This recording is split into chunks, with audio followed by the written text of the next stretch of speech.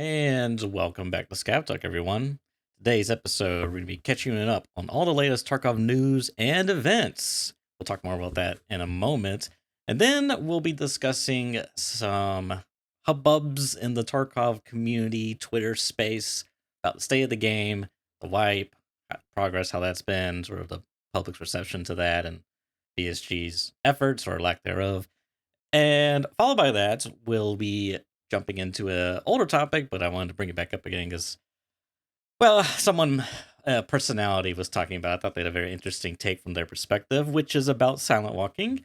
And then following that, we'll probably be closing out with some just miscellaneous Tarkov stuff. And I've been playing a ton of CyberPunk, and I'm just eager to babble about it as we go on.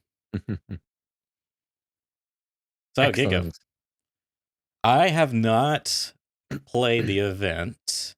I've seen it briefly. I watched a little bit of a Willer's video just to kind of get myself more familiarized. It's kind of the problem with these events when they push them out is like, it's like you gotta watch the YouTube video. Oh, you gotta now read Logical Solutions post. Oh, you gotta like read the quest data. I'm like, I want to know what the event actually does. You know what I mean? Like, I don't want to like boot in and like do a bunch of guesswork to like play it. You know what I mean? Yeah, I think that's the thing. Like most of the time, these events are kind of a sort of puzzle as well for the community at the same time because you get some kind of cryptic message. Or I mean, so originally they posted out, so we knew that there was an update coming. People weren't sure exactly what it was going to be, whether it was going to be a bug fix patch or something like that. But BSG posted out. Where is it? Here we go. Let me just go and find This it. one. Yeah, tomorrow, March 28th, we're planning to install technical updates. So people were like, memeing around, like, oh, which microtransaction are we going to have next? Blah, blah, blah, all this stuff, which is quite funny. And so people were not really sure what it was going to be. Only a couple of people guessed that it might be an event, I think. A couple of people said, like, oh, I wonder if there's an event coming. But people always kind of think that. So I sort of took it with a pinch of salt. I actually wasn't expecting there to be any events, bizarrely. But yeah, then they posted, where is it? And posted the next one. The installation is complete, and there was no like patch notes or anything. People were like, "Huh, I wonder," because usually they post a patch note. So they say like it starts at 7. It's actually kind of like scuffing my plans up, which is really annoying because it starts at like the worst time for me. So it starts like 7 a.m. UK time until like 11. So if I want to do any recording, I have to I can't open the game, which is like really annoying. So I had to like record a load of stuff the previous night for like a load of videos and things for that. It's by the by. But instead of posting patch notes, they actually posted a video, which Church is playing now, for those of you who can see on screen. And it's basically two guys talking about, I don't know, like winter spirits and stuff, and that you have to light some bonfires, defend something, and then the spirit of spring will come and like give you some items, something like that. It's like kind of cryptic, but you kind of get the idea that like there'll probably going to be some bonfires around the maps. We're probably going to have to light them, defend against some kind of enemy, and then get a reward. And then they posted a large thumbnail, which was called Maslinitsa. I'm probably butchering that pronunciation, which was 3 kind of like sort of culty looking dudes. They've got the shattered mask on, stood around like a fire, but it linked to a website, escapefromtarkov.com/Maslinitsa, which has bonfires burned with a number. And then when you went in game, there was a new quest from Prapor. So there's actually 2 new quests. One of them, which is called Spring Never Changes, which says, all right, listen up, these bonfires of Moranas, whatever, must be burned down, every last one of them, blah, blah, blah. And it says, like, light up the bonfire on any location. And there's like, it says like a tiny number, 27 out of 1 million. So presumably the in-game count is not really working because on the website it currently says 182,000. So I think that's like where you get the accurate number. And it says on this particular quest, it's a global quest for the community. It says 500 XP, which a lot of people just like, Keck 500 XP, what the hell? And I was like, well, look, BSG have always hidden the event rewards now. Like, even if they put question marks in, like, I think people can, I mean, obviously there's probably ways of doing it, right? You just put a placeholder in.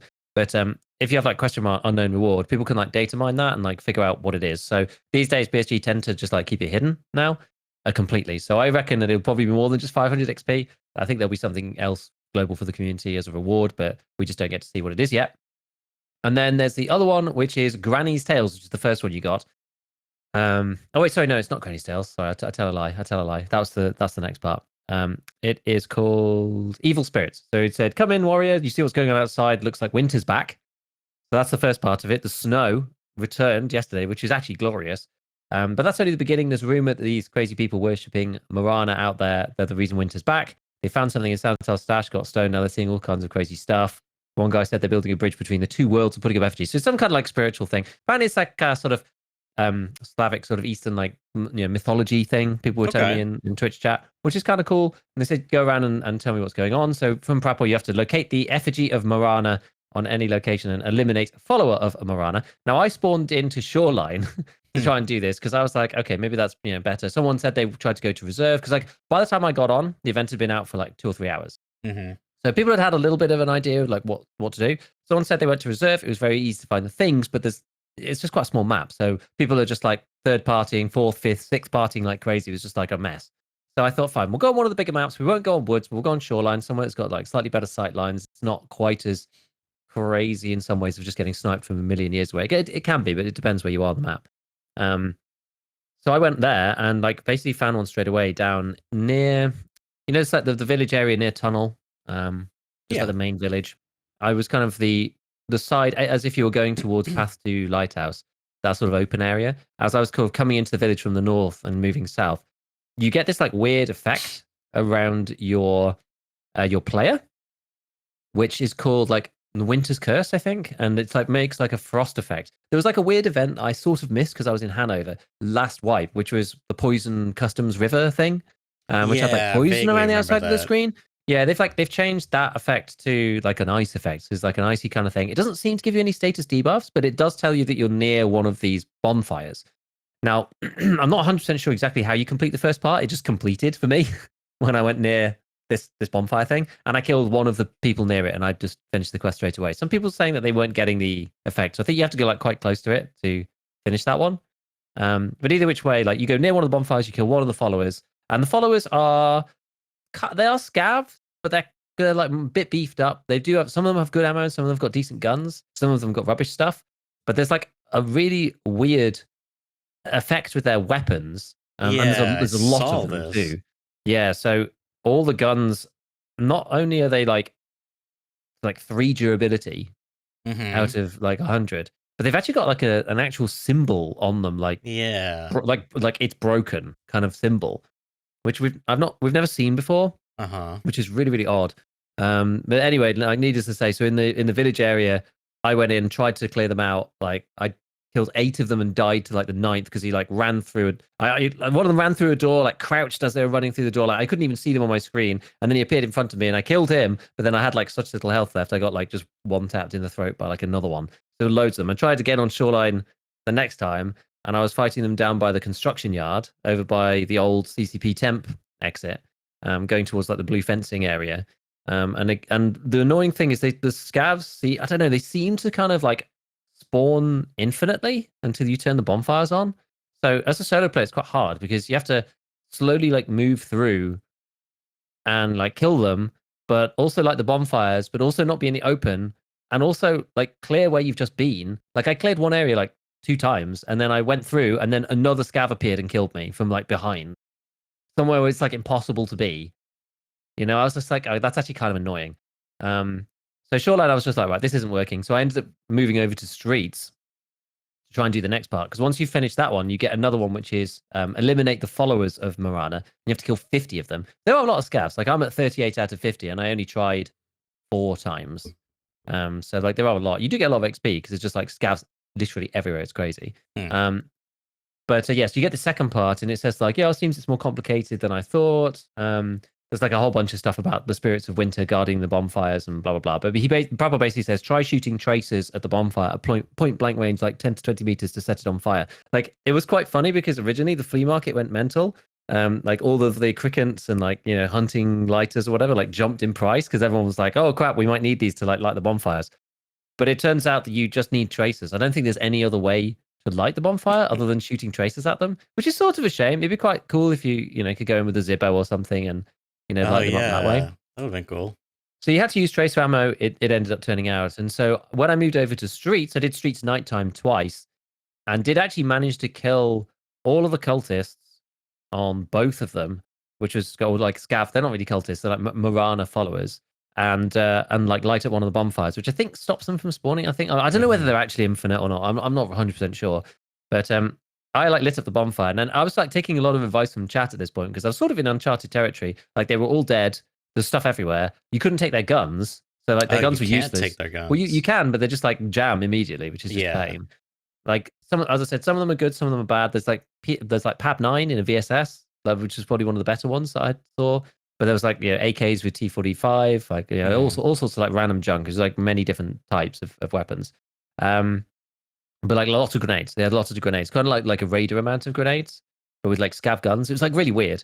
Anyway, so like once I cleared them out, it seems there were 3 bonfires in each sort of area, and there's one area on the map that they spawn in probably about 3 different locations. So on streets, it seems to be the street near. I can't. How do I even describe this? Let's say like the opposite end of the map from Green Flare. Like if you went from the Green Flare area on Klimov and you went all the way to the other end, like past the arch, like past Terror Group, all the way like down there somewhere. I actually didn't see them there. And there was once outside the main Sparger shop in the car park. This is one of the places I fought them. And then there was another one which was outside of the. Actually, maybe the one that's like down by Klimov, because I didn't actually see that one, so I'm not 100% sure of the location. I think maybe it was like by school. I think maybe that one is by school, because I did fight them by school, and some other people were telling me there was one down by the theater, but I got like near to that one, but I ended up getting killed by another player. So maybe I did see all 3 actually. Thinking about it in hindsight. Anyway, so there's 3 bonfires. You have to shoot the base of them like 4 times to get them to light up, and they only light for it's not even that long. It's like 30 seconds or something. It's not very long at all. So like in the Sparger one, there was one in the Sparger car park, one in and then 2 in construction, one like either side of like the little hole in the fence kind of thing.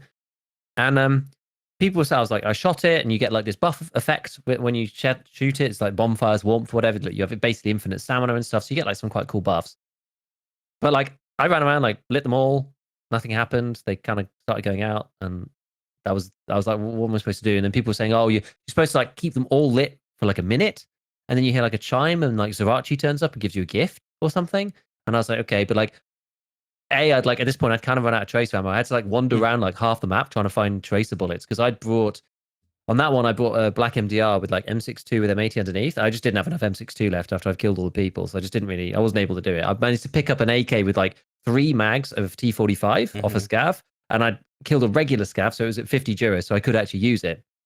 And I ran around, like shot the one, shot the other, but like they kept going out. Like as a solo player, it's really hard to keep them all going, and I couldn't make it work. And then I fought them again around the school, kind of museum school area. And that one's like even more awkward. There was like one between the 2 buildings, one the other side of school, and one like up the street at the top end of school. I was like, and you have to be within like 10 meters as well. So I was like, I actually just can't run between them and shoot them fast enough. So you have keep them all lit. You have to be within 10 meters and use tracer for it to go off. And use tracer and shoot them 4 times as well for it to like. People were saying that, oh, you only need 1 to keep it going. People were saying, but you can't really tell when you're in range or not. And if you're not in range, it goes out, and then you have to start again. Like it's a pain in the ass. I did actually see that. This is my only real criticism of it so far. I did see like I think Desmond posted something about it. I mean, he's not going to be a positive tweet coming out of old Desi. But what did he say? Yeah, this guy so he's got Zerachi on his screen. But he says this guy gave me an antique book after 5 hours of trying to do the event solo. LeMayo absolutely robbed. But like it's really really hard doing it on your own. I mean, I was quite pleased that I managed to get 2 tries at doing it, and like did clear them out twice, because on Shoreline I was like, mate, this is scuffed. Like they're spawning out in the middle of nowhere. Like to get to the bonfires, I have to be in the middle of nowhere, and at some point I just get hosed down by a random like half semi raider scav that just kills me with US ammo or whatever. Like get shot in the throat or something. With the new armor system, you're just so weak, and all it takes is 1 misplaced bullet. You get like 2 USs in the side of the chest and you die. So like that, and that was my experience on Shoreline both times. So like I'm pleased I ended up doing it on streets, because that was quite fun and ended up being quite good. But yeah, I've got to finish these ones. I've got to like kill 12 more of them. But then like some other people have actually gone and completed a bit more of it. Terratex put a tweet out with what happens next. Once you've completed the 50 followers one, then you get another one called Fishing with Shishiga. And it says take part in the followers ritual on streets, interchange, customs, woods, reserve, lighthouse, shoreline. So it's on 6 of the 8 maps. No, sorry, seven of the 9 maps. 1, 2, 3, 4, 5, 6, 7. Yeah, 7. So not factory, not labs. So it's on 7 of the 9 maps because those two are obviously all inside. So there's no place for a bonfire. So I think like take part in the ritual means that you have to do the bonfires thing. So like it wasn't the worst thing that I didn't actually get it to light up because like Zerachi only gives you whatever, like a book or something. It would just been like kind of cool to do it. And on that one you get given like 2 bottles of moonshine. And once you've finished that, then there's another one called Spring, and you have to eat a can of squash, drink a bottle of hatchling moonshine, and kill 6 spirits of winter in one raid. Which honestly doesn't sound that hard. You just keep the stuff in your bag, I guess, and then eat it afterwards. But he said that, yeah, after this, there wasn't anything else for the time being. So, yeah, I mean, going and finishing all like 7 on every map, that sounds like really quite tricky. So I'm not sure if I'm actually going to do it. But like, it's quite fun. It's good. You know, you hear all the grenades going off, so you kind of know where the area is because there's lots of scavs and they're like fighting people, so you know where to go. The actual like the killing of the scavs is quite fun because they're not like raider level or rogue level That was in my terms of their question. Yeah. shooting. Yeah, it's okay. Like there's a lot of them, but so if you position okay, then it's kind of fine. Like I was also still figuring it out when I was on Shoreline. So that was it. And I was also using like the RPD with a scope and stuff. So I had like the worst ergo ever. Like surprise, I started doing well when I switched over to the MDR, Black MDR, and the second one I went with was the Baby AK with like 360 rounders of BT. Oh, the AKS-74U. Yeah, and I made a meta one with like the reactor waffle and everything. Yeah, so I had a cracked one of those, which was quite good. And so that was like, yeah, once you actually bring a good gun, like they die pretty quick. I think they've got scav health pools. So it's a little bit like fighting. It's like one of the issues with fighting guards, rogues, raiders, like all these guys is that like you shoot at them a normal amount, like you would with a player, and then they're just not dead. And it's just annoying. Like unless you hit them in the head, it's just like pain. Whereas with these ones, it feels like it was almost like scavs with like downgraded rogue gear with like sort of like bloodhound AI, maybe something along those lines. So it's like, yeah, they're kind of cracked, but like when you shoot at them, they die, and they've got like no armor on, basically. I think one of them had like a tech that I saw, and another one had an osprey, but like most of them have just got like cuirasses and stuff. So they died pretty quick. So like that actually like it felt okay in the end, honestly, fighting against them. So yeah, it's pretty fun, and I think like this is supposed to be a once this finishes, then spring will be back kind of thing. But I think they saw how much people liked snow, I guess, and brought it back for that reason. I don't mind. Like I know some people are complaining, but yeah, some people didn't like the snow and were like ready for it to be over. But I think the snow is great. I still love the snow, and I'm glad it's back. Feels really good. Streets night with snow is like amazing. I just love the map like that. It's so cool. So yeah, it's good so far. Actually, yeah, I'm quite enjoying it, honestly. Other than the lighting the fires thing as solo, which is like really tough. Other than that, I think it's pretty decent as an event. I quite like it. Yeah. One thing I was curious about was as I watched, as I said, Willer's, he had a video on it. I might as well just pull it up for reference, but it looked like Zerachi had like a different texture, maybe like a different costume, if you will. Maybe I'm just wrong about that, but it almost looked like he looked greener. I don't really know how to describe it, but I just wonder. He's supposed to be the spirit of spring, so like maybe they did that. Yeah, I wouldn't be surprised. Yeah, I just wonder because he's got like a ghillie suit, so I wonder. My mind was just thinking cosmetics. No. Is where I know a lot of people were talking about ghillie suits. Not a cosmetic ghillie suit, please. Pay to win ghillie suit. That would be like the worst thing that they could do, I think, with cosmetics. Like only purchasable ghillie, like only buy with MTXs, unless it was like actually no, that's probably even worse. I was going to say unless it's like a one-time thing, like you buy it and then like if you die, that's it. Like it's gone. Someone else gets to take it. That would actually be kind of interesting in some sense because it means that they would filter into the like not fleeable, whatever. They'd like filter into the player pool. Like if you could kill somebody with one on. I still think it's bad though. I still think that's a bad idea. Yeah, I almost wish they had like a Daisy looting clothing system, you know? Yeah. Because that would be really cool to like have a ghillie suit lootable in raid, and then it's like you get it's like another upgrade, you know. Yeah. Except for whenever you're too far away and the bushes don't render and they just see a a little A shrub green laying blob. far away. Yeah. Yeah. Not ideal.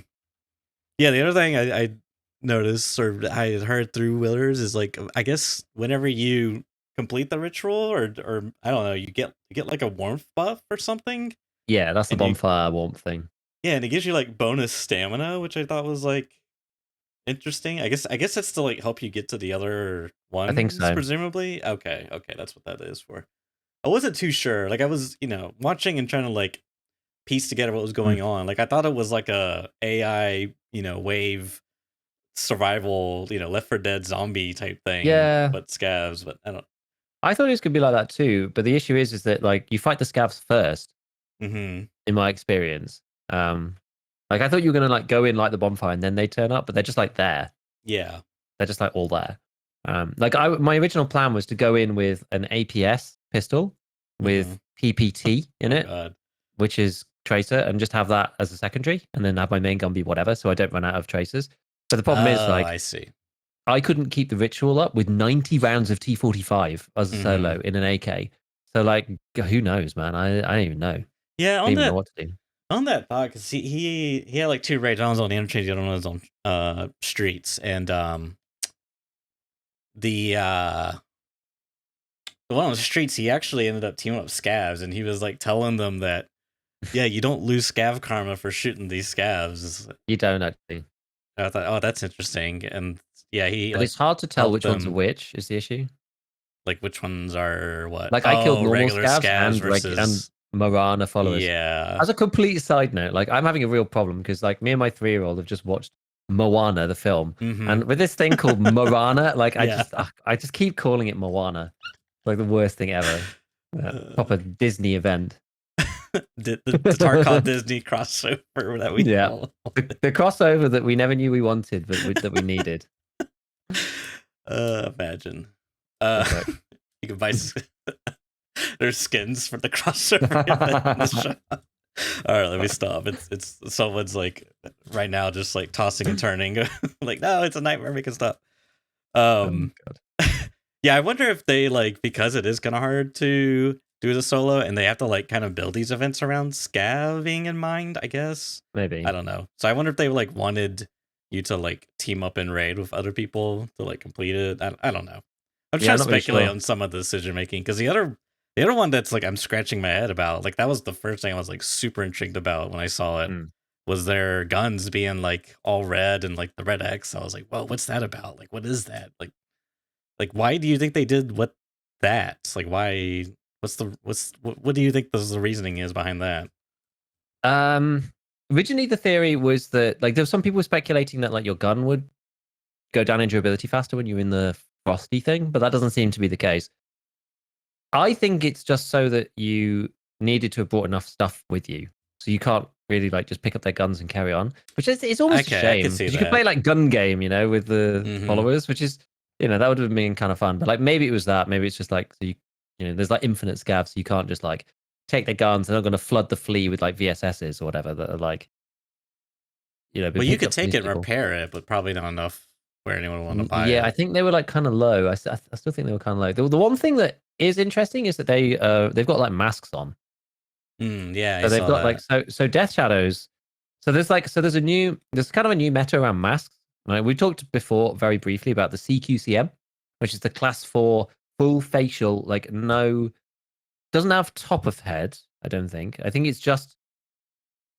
Maybe it's top. I think it is top. I have to check. I think it's just not nape. Yeah. CQCM. Let me check. Maybe it's not. It's like a baby Tagilla mask. It is face, jaws, eyes, head top. Okay, so it is head top. Okay. So yeah, so jaws, eyes, face, which is the middle bit now because they've changed it a bit, and then top of head, which goes up to here, but no ears and no nape. So that's the difference. So Tagilla mask has no nape, but it does have ears. This one doesn't have ears, but it's class 4. So those were because they're like they don't block a headset, and they don't block your vision, and they're class 4, which is better than any. It's not possible to have a class 4 face shield even with the scuffness of like the blurry or whatever, and ears at the same time. Like it's something that's never been possible in the game. The best that you can get away with is the Tequila face mask, which like it doesn't affect your hearing that much. Actually, I think it's like I can't remember whether it's low or something like the hearing change. I'd actually look it up. It's not that bad, but you still have no headsets. But you have no headset, exactly. Yeah. So the low sound reduction. So it's a bit like having, I think it's like having a ULAC on with no ears, something like that. But yeah, you have no headset. So like that Tequila was always kind of the best sort of like middle ground. But this thing, the CQCM, you can wear that and wear ears and still, and still be able to see. Then there's like a baby version of that, which is called the Death Shadow, which has also been introduced. That one doesn't have top at all, but that's got eyes, jaws, face. And the crazy thing about that is that it goes under anything. And now that they've fixed the way that layered armor works, so I'm looking at my PMC now. You can have a ULAC on, and condors, and Death Shadow on as well. So on your eyes hitbox, you've got class 1 over the eyes, class 2 over the eyes from the Death Shadow, and then the ULAC everywhere else. I feel like, can you wear a face shield as well? Can you wear it underneath like an Altin or something? I can't remember. Let me just try and check.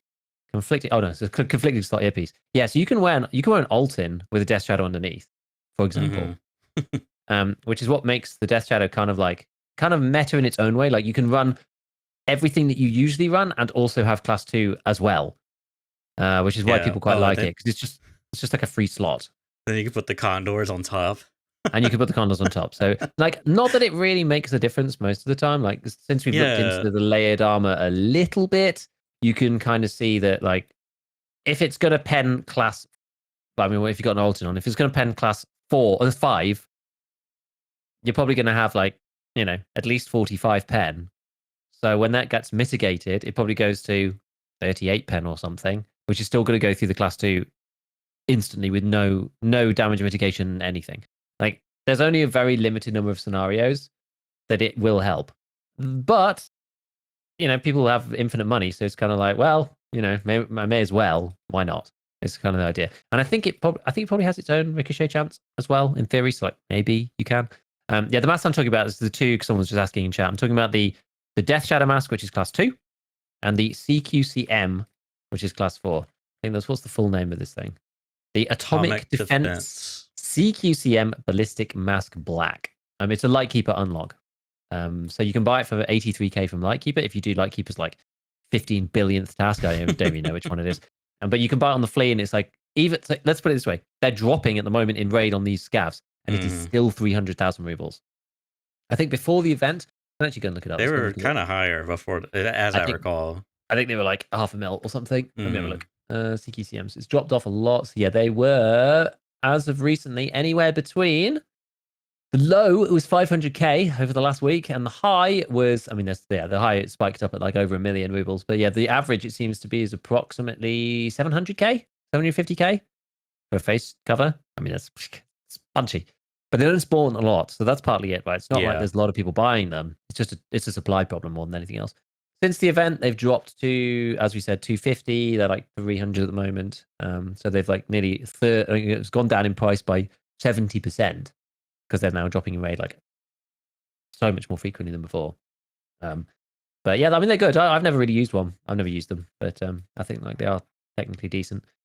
So yeah, you can have some like really good, some really good stuff on there in general, like a combination for all these things. But yeah, so I thought that was an interesting thing. So the masks are now kind of more of a deal.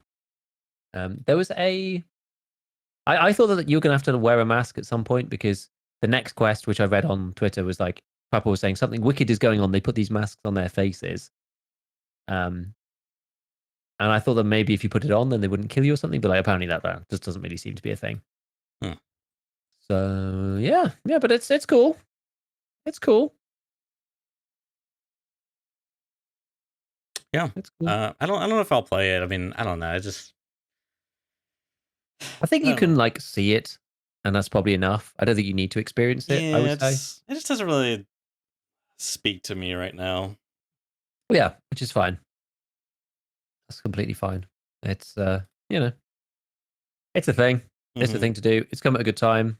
Snow is good. If you like playing in the snow, it's worth it just for that. A lot of people are focused on the event, so there's actually interesting stuff going on in raid. and it means you can go and do the thing without having to like do anything else in particular, which is quite nice. I was actually, yeah, it came at a good time for me because I'd like finished my like money stuff, and then Oh yeah, that's right. I was like just testing out a few different weapons. So I've been using like the SKS and a couple of other like 7.62 guns, and like just sort of messing around with a few things really. Where was I playing? Oh yeah, yeah, because it's the first time I played Shoreline in like forever. I feel like I've just played Streets non-stop for so long at this point.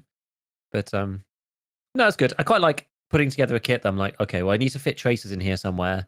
Like, what am I going to do with that? I want to be protected against scavs, really. Like, I'm going to maybe play against players, but mostly against these sort of like cracked scavs. So what should I wear? Like, maybe I'll use a defender because I have the throat armor on it, and the baby AK is okay. I need something with like big drums because if I'm going to be on my own, I'm going to have to use a lot of ammo. Like, to put it in context, I brought 360 the final Streets raid where I just simply couldn't like light the bonfires. I brought the baby AK, 360 rounders of BT, and 3 stacks of 60 BT. And I got out of the raid and I had 24 rounds left. It was crazy. I think I killed like 30 scavs or something. And I ended up bailing because the last scav I killed, because I was in raid for ages, like going around looting, like clearing them all out, blah blah blah. And then I was just like looting this one last scav, and this player scav comes running along the street, and I was just like, oh ho, who's this? Killed this guy, went over to him. He's got like it's like roller, like all the good keys. It's like Concordia, like Beluga, blah blah blah. And like look in his bag, 2 GPUs. I was just like, holy moly! This guy had like 2.5 million rubles worth of loot on him. So I was just like, well, I guess we're leaving then. Like, I can't make this thing show up, and I don't really care about Zarachi's gift. So I'll take the player scav gift instead, and we'll leave. So he's like netted bank out of that, which was quite cool. Yeah. The money situation is kind of nutty in game, I will say, just as an aside. Like, I was doing my experiment, went from like 41 mil to 65 mil, and then I went to 75 mil while I was editing the video, and then like was it Friday? So it's like 3 days later, and I've got 86 mil now. It's just like now I kind of want 100 mil. Yeah, I mean level 3 Bitcoin farm will do that to you. It will, yeah, it's good because like I'm not spending anything on the hideout anymore. I don't really need to. I'm selling all the moonshines. Like, dude, even moonshine's going crazy, right? People like using them to get cap or whatever. So they'll just spend like any amount of money, like because I'm not doing it and I don't really care about the other quests that I need. Yeah, the moonshine could help me with. I don't really care to run it. I'm just like whatever. So the other day though, I sold some moonshines for 425,000 rubles each. That's wow. Like, damn, that's the most expensive I think I've ever seen moonshine. Yeah, that's a lot. Crazy. Yeah, it is a lot. So the economy is like everything's kind of inflated, but I think it's fun. I think it's all right. I don't mind really. I think because of the way that the game is now, you can't pay enough to protect yourself enough. So I feel like it's not necessarily destabilized. The best that you can do is build yourself out like a meta kit with a meta gun, but everybody's recoil is kind of like similar anyway. Like you can get decent recoil without buying a meta kit, and you can die just as easily with the meta kit to the guy without the meta gun. It's like it gives you an advantage, sure, but like it's nowhere near as big as it used to be. So I actually feel like it's not as big of an issue. Like back in the day when the economy was busted, you'd run into people just wearing like slick ult in every raid with like a Meta M4. And you just stood no chance. Like you just died. Like there was no chance. They were better than you. They had like way better gear than you, and their gun was like insanely accurate compared to yours. But now it's like, I had a guy, I fought somebody and I did kill them. And I went over to his body and he was like level 22. And he had basically a pretty much stock AK. He gave me a run for my money, honestly. And I was like in a defender with, I can't remember what I was using then. I don't think it was the RPD. I had something else. I was using something else. It was a different raid. It was like I had to fight around weather station. Can't remember what it was that I was using, but anyway. So I killed them, but it was just like I was like, holy crap! Like it felt like touch and go, and like I had the good gear and he had the crap gear, and it was just like kind of hard to tell now. It gives you an advantage, but it's not like it was. Like it's just been so much. The difference has been nerfed so much. Like the high end guns versus the low end guns is so much closer, and armor is just so bad compared to what it used to be. It's not necessarily a bad thing in and of itself. You know what I mean? Like armor is just hugely nerfed. Yeah. Compared to how it was. So it's a different time. Like you can have all the money in the world, but you still can't save yourself. And I feel that this game's in a better state for that. I do. I genuinely believe that. I don't know. I feel like it makes everything kind of like even more meaningless. It's like it does to some extent. Yep. You might like even more so now. You might as well just spend,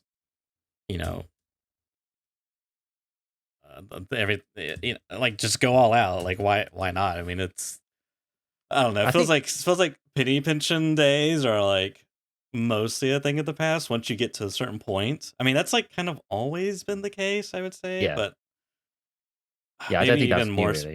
more so now, or I don't know. I The just thing that I like about it though is that you can really play how you want now. Because I feel that there were people in the past who didn't really want to engage with like all of the stuff and they just mhm, wanted to play.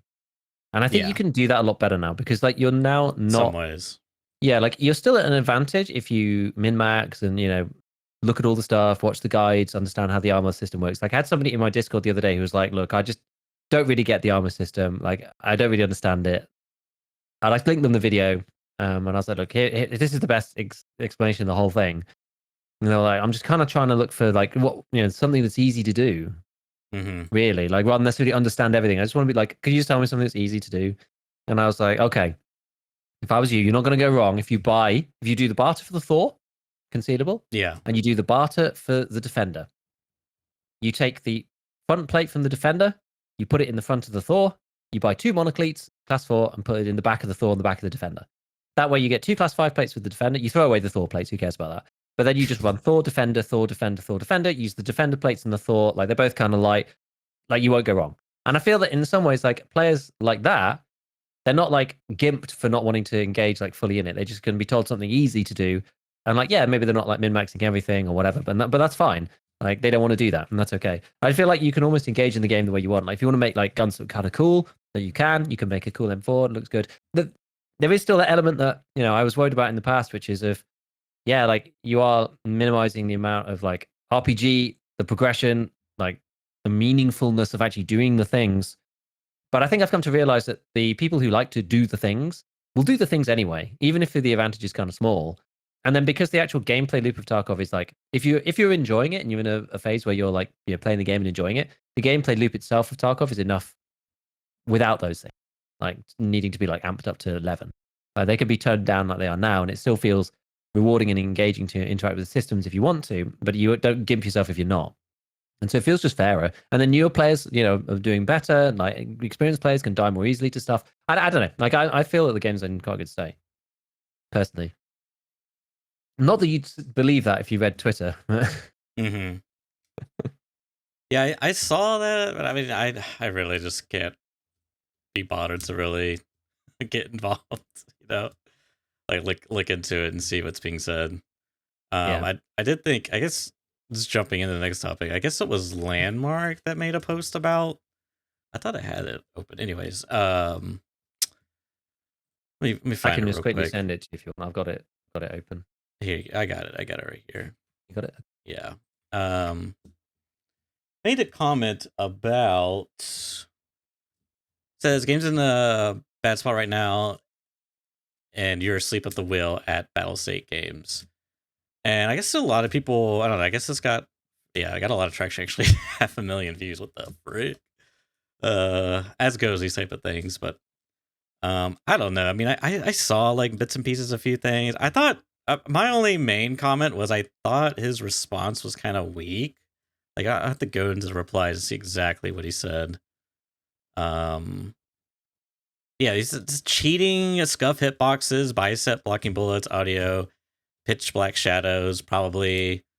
Because I guess someone like challenged him, but they were like, oh, I guess it was John B, maybe. But anyways, what's the biggest issue right now? Top 5. He's like cheating, scuff hitboxes, bicep blocking bullets, audio, pitch black shadows.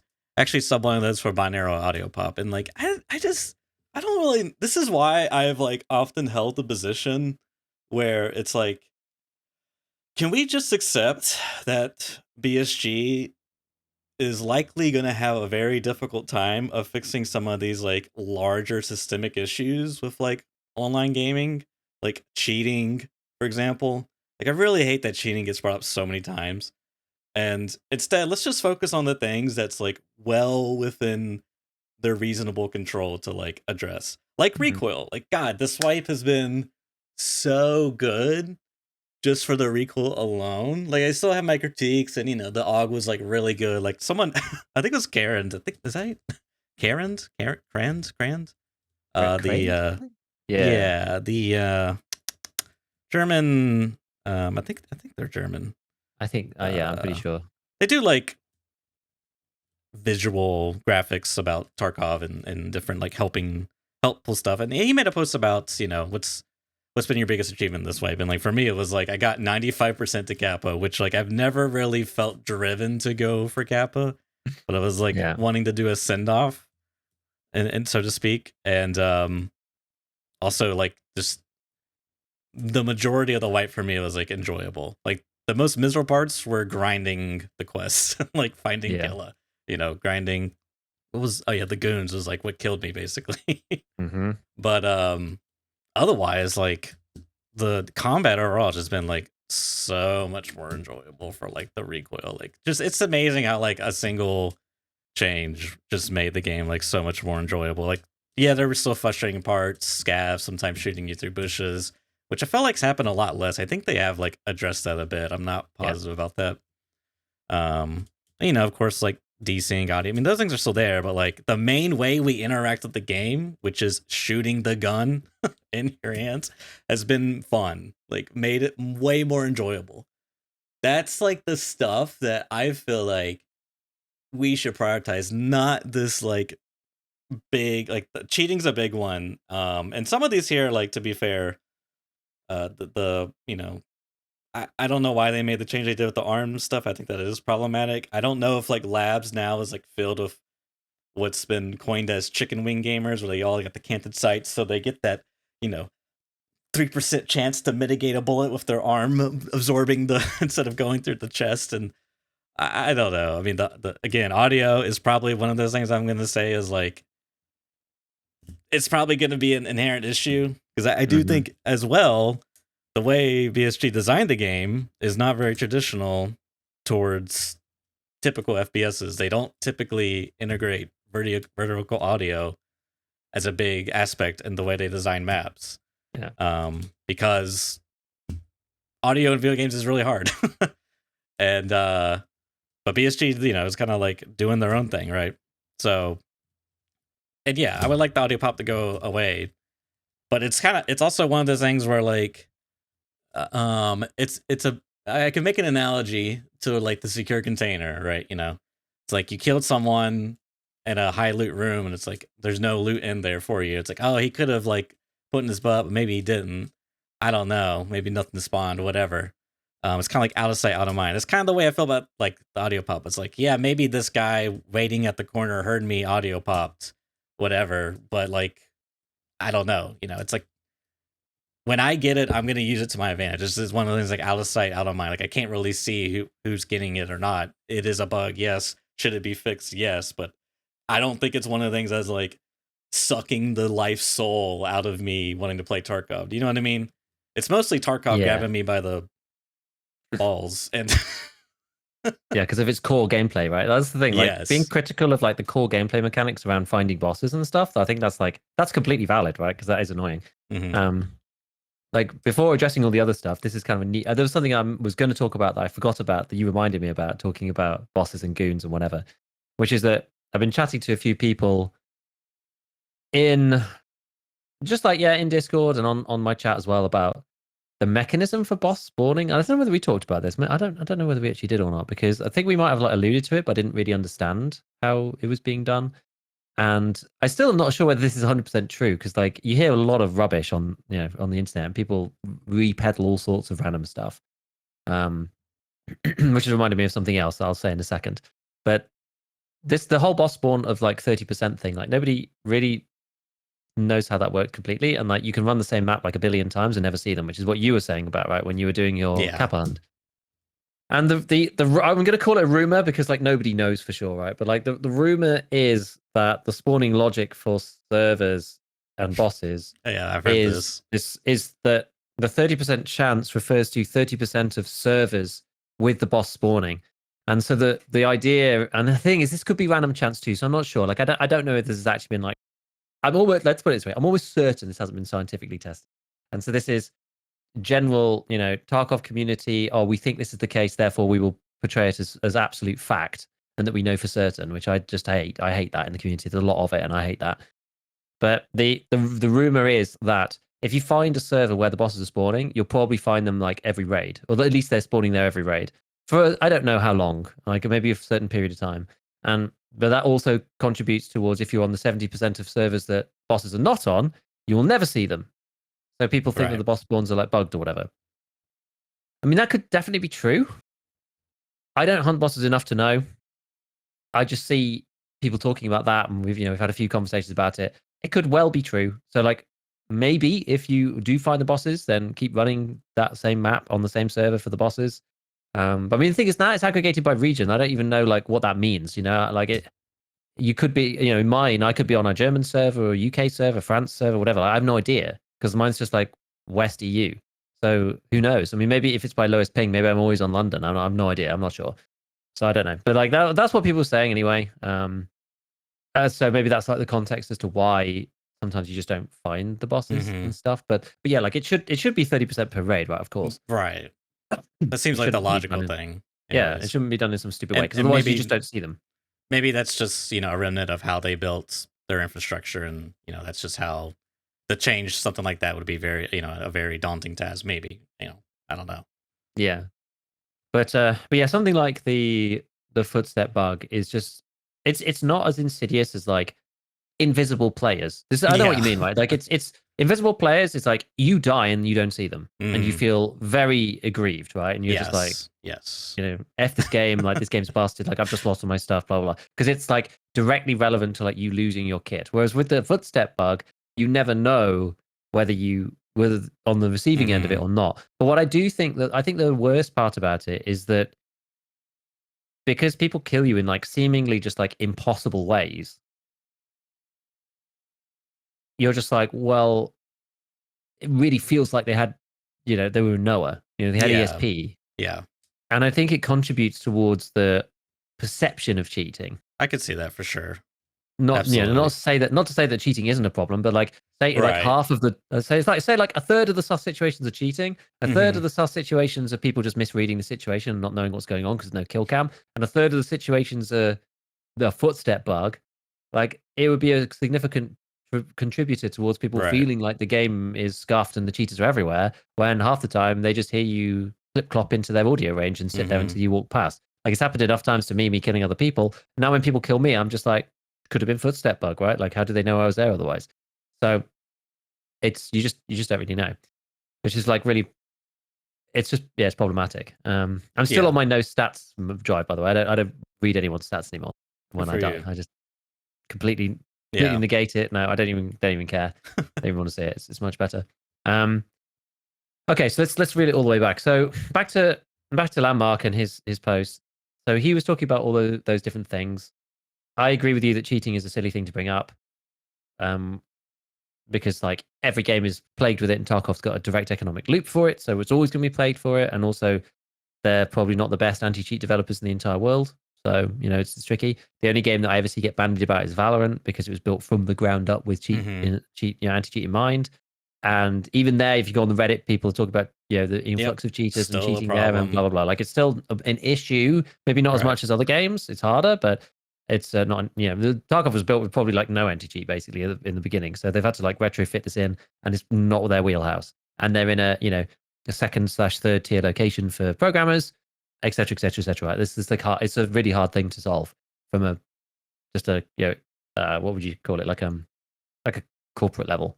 Even just like as a business. Right. It's like, didn't they get acquired by Tencent, or maybe that's like their parent company now? Yeah, but I mean, I'm sure they do most of the development out of the States, I would imagine. I guess, probably, even though they're owned by the Chinese, but I don't think that matters. They're a much bigger company than BSG. They have of course. Be, like by far. And they've had so many years in, video game development. It's just like it's like apples and oranges. So that's kind of that. We just have to just like let them do their thing and do the best they can. Then so like the other stuff. So we talked about audio, like the audio foot pop. Yes, that is a thing on its own. Then there's like the rest of the audio, which is like, I mean, I got killed by a silent grenade the other day by Scav, which is really annoying. That is annoying. People still do like, It's not necessarily, it doesn't feel as bad in the main game. Like people could creep up on you. I'm sure that the audio engine is very similar in many ways. Like in Arena, because there's a lot of stuff going on, people just like creep up on you without you even hearing them. Like there's no way that they could have got there without, like they're literally running in the kill cam and you don't hear them.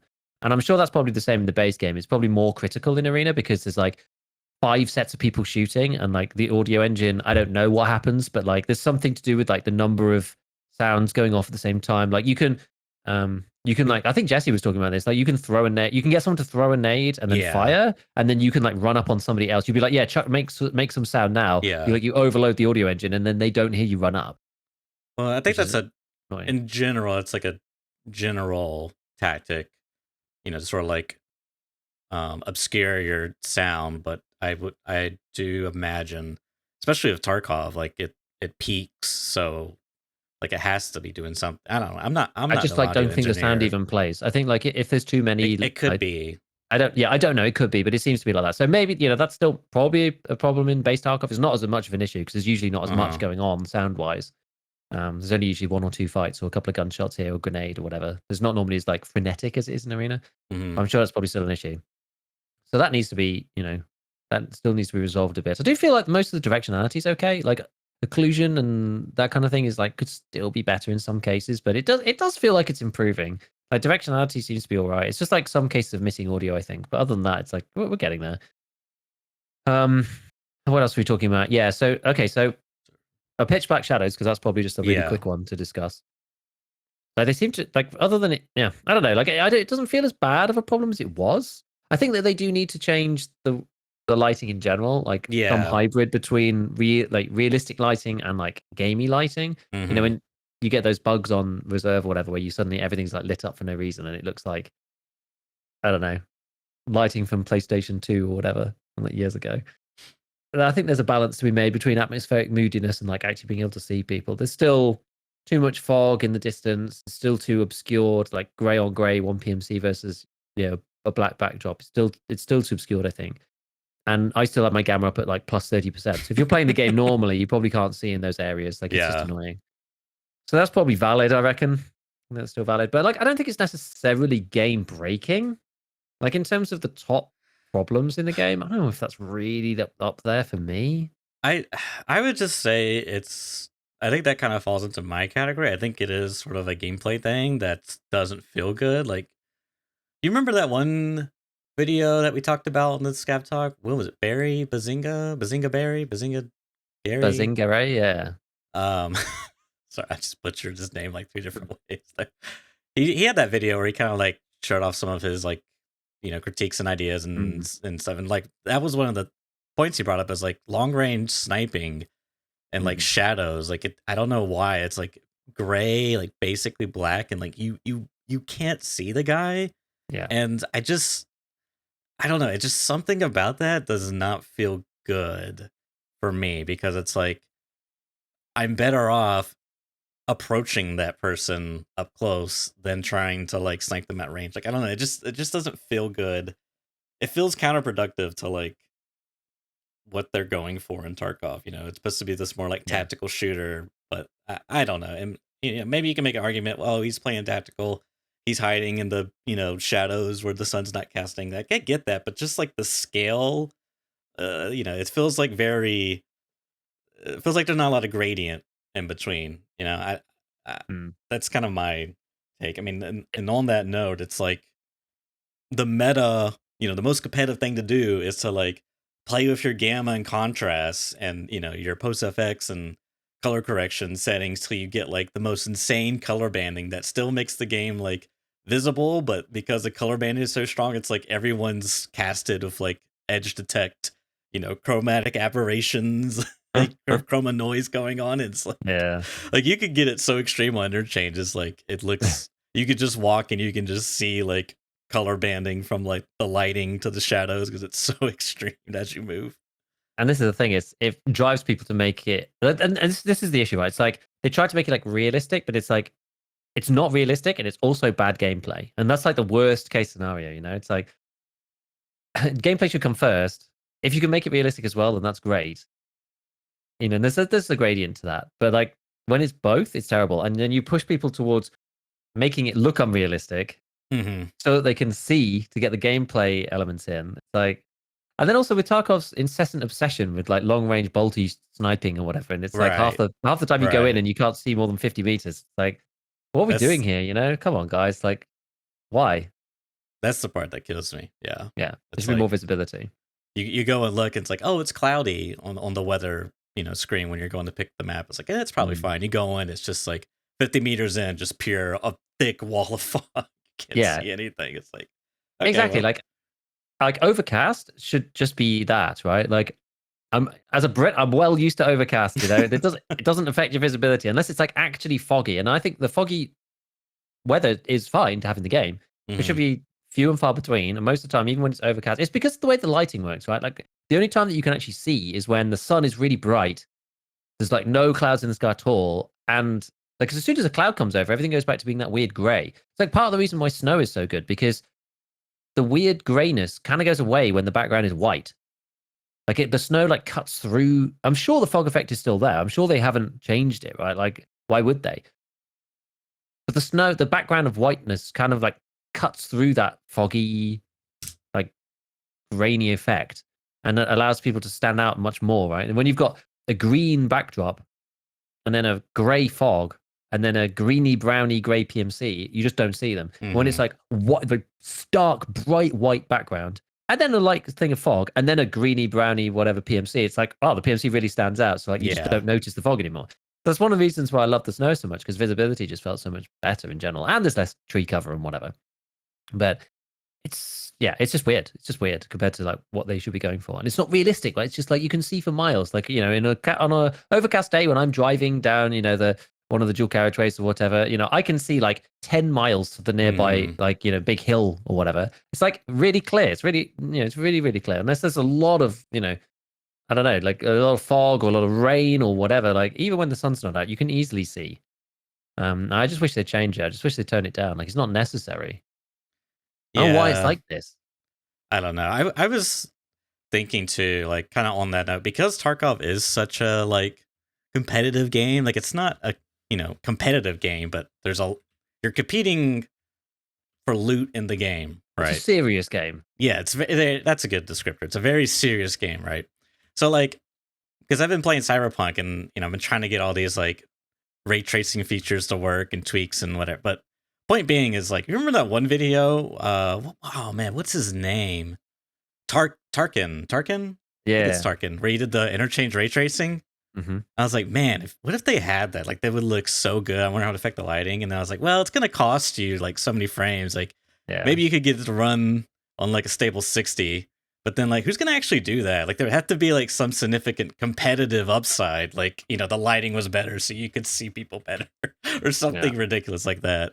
I don't know, but yeah, Yeah. in general, I really would like the lighting slash visibility to be.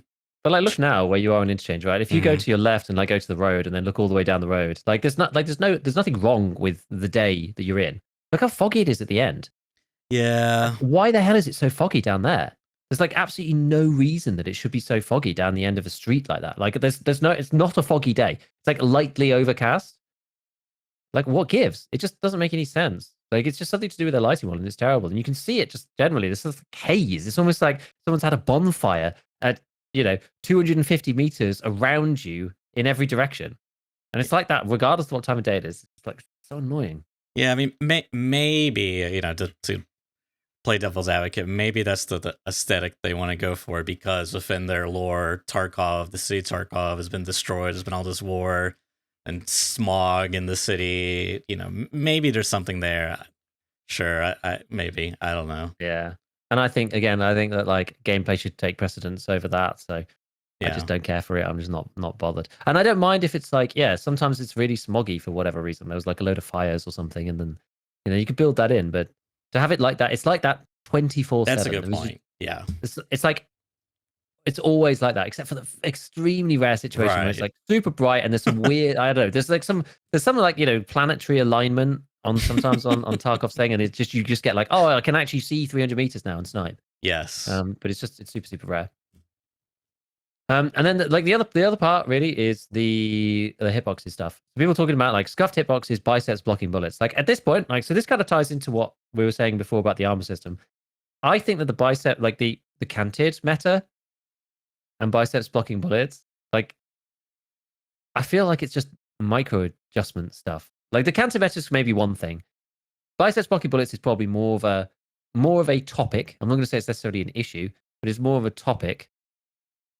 Like the arm hitboxes aren't that big. You can still Yeah, kill because then they somebody did very reduce them a bit. easily. Yeah, the swipe. So you can still shoot under the arm, I think. I mean, I haven't actually tested that, but you could shoot like through the arm hitbox and still hit them in the side. I don't know whether they adjusted that too. But the arms aren't that large. Like you could still hit people in the face and they die. Armor is like even with the arm change, armor is like so much worse than it was.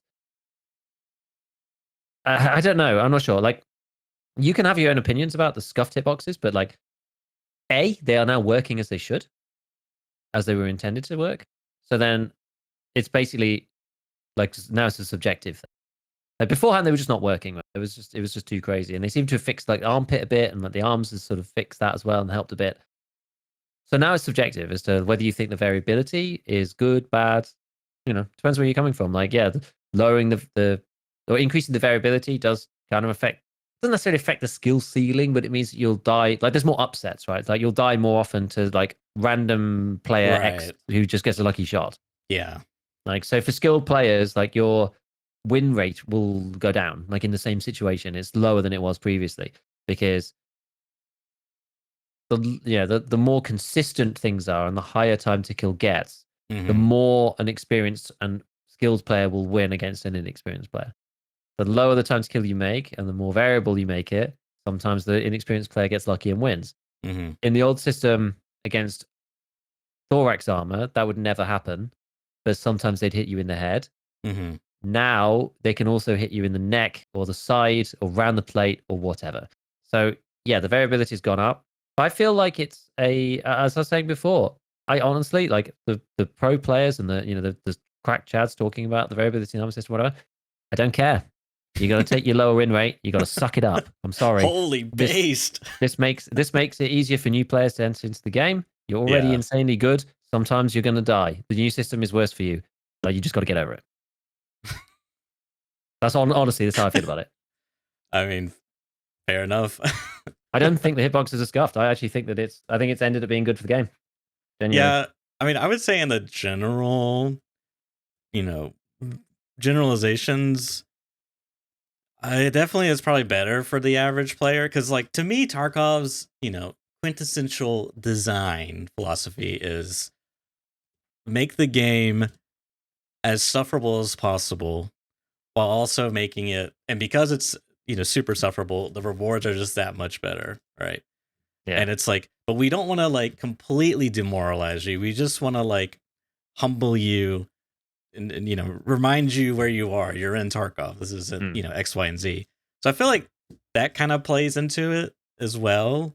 But because of that, as far as like the pro players not liking it, it kind of like humbles, so to speak. But on that note, because it is punishing, they also kind of like introduce mechanics to still make it approachable for players as best as they can. So like container, scavving, hideout, things like this to kind of make it.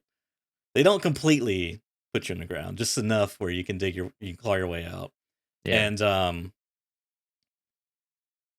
I guess overall it is kind of better to make it. Because if you make it really top heavy, especially the way the game's designed, even like from like a matchmaking perspective, you make it really top heavy where like the only, if you encounter player A who has max skills, has 50 million hours on the game, has the best gear that's locked behind a level 200 quest line versus level 1 Timmy who just watched his favorite streamer play the game and thought he would try it out and he's got his Makarov.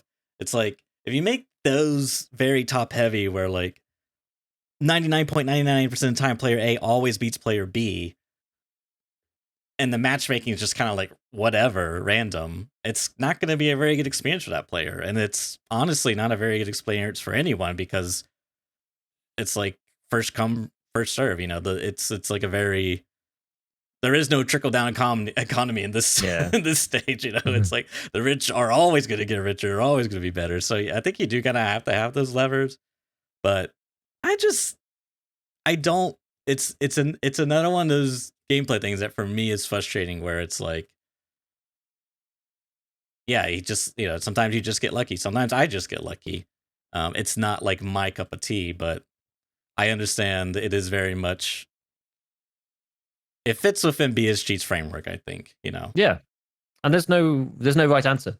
It's you know, you bring it all the way to one end, and it favors, or not necessarily favors, but it maybe like, you know, every encounter, you know, you get within 50 meters of each other, it takes you into some kind of like, you know, Pokemon style battle, and then it's 50-50 who wins, right? That's like one extreme end, and then the other extreme end is that, you know, if I have a higher level than you, you instantly die.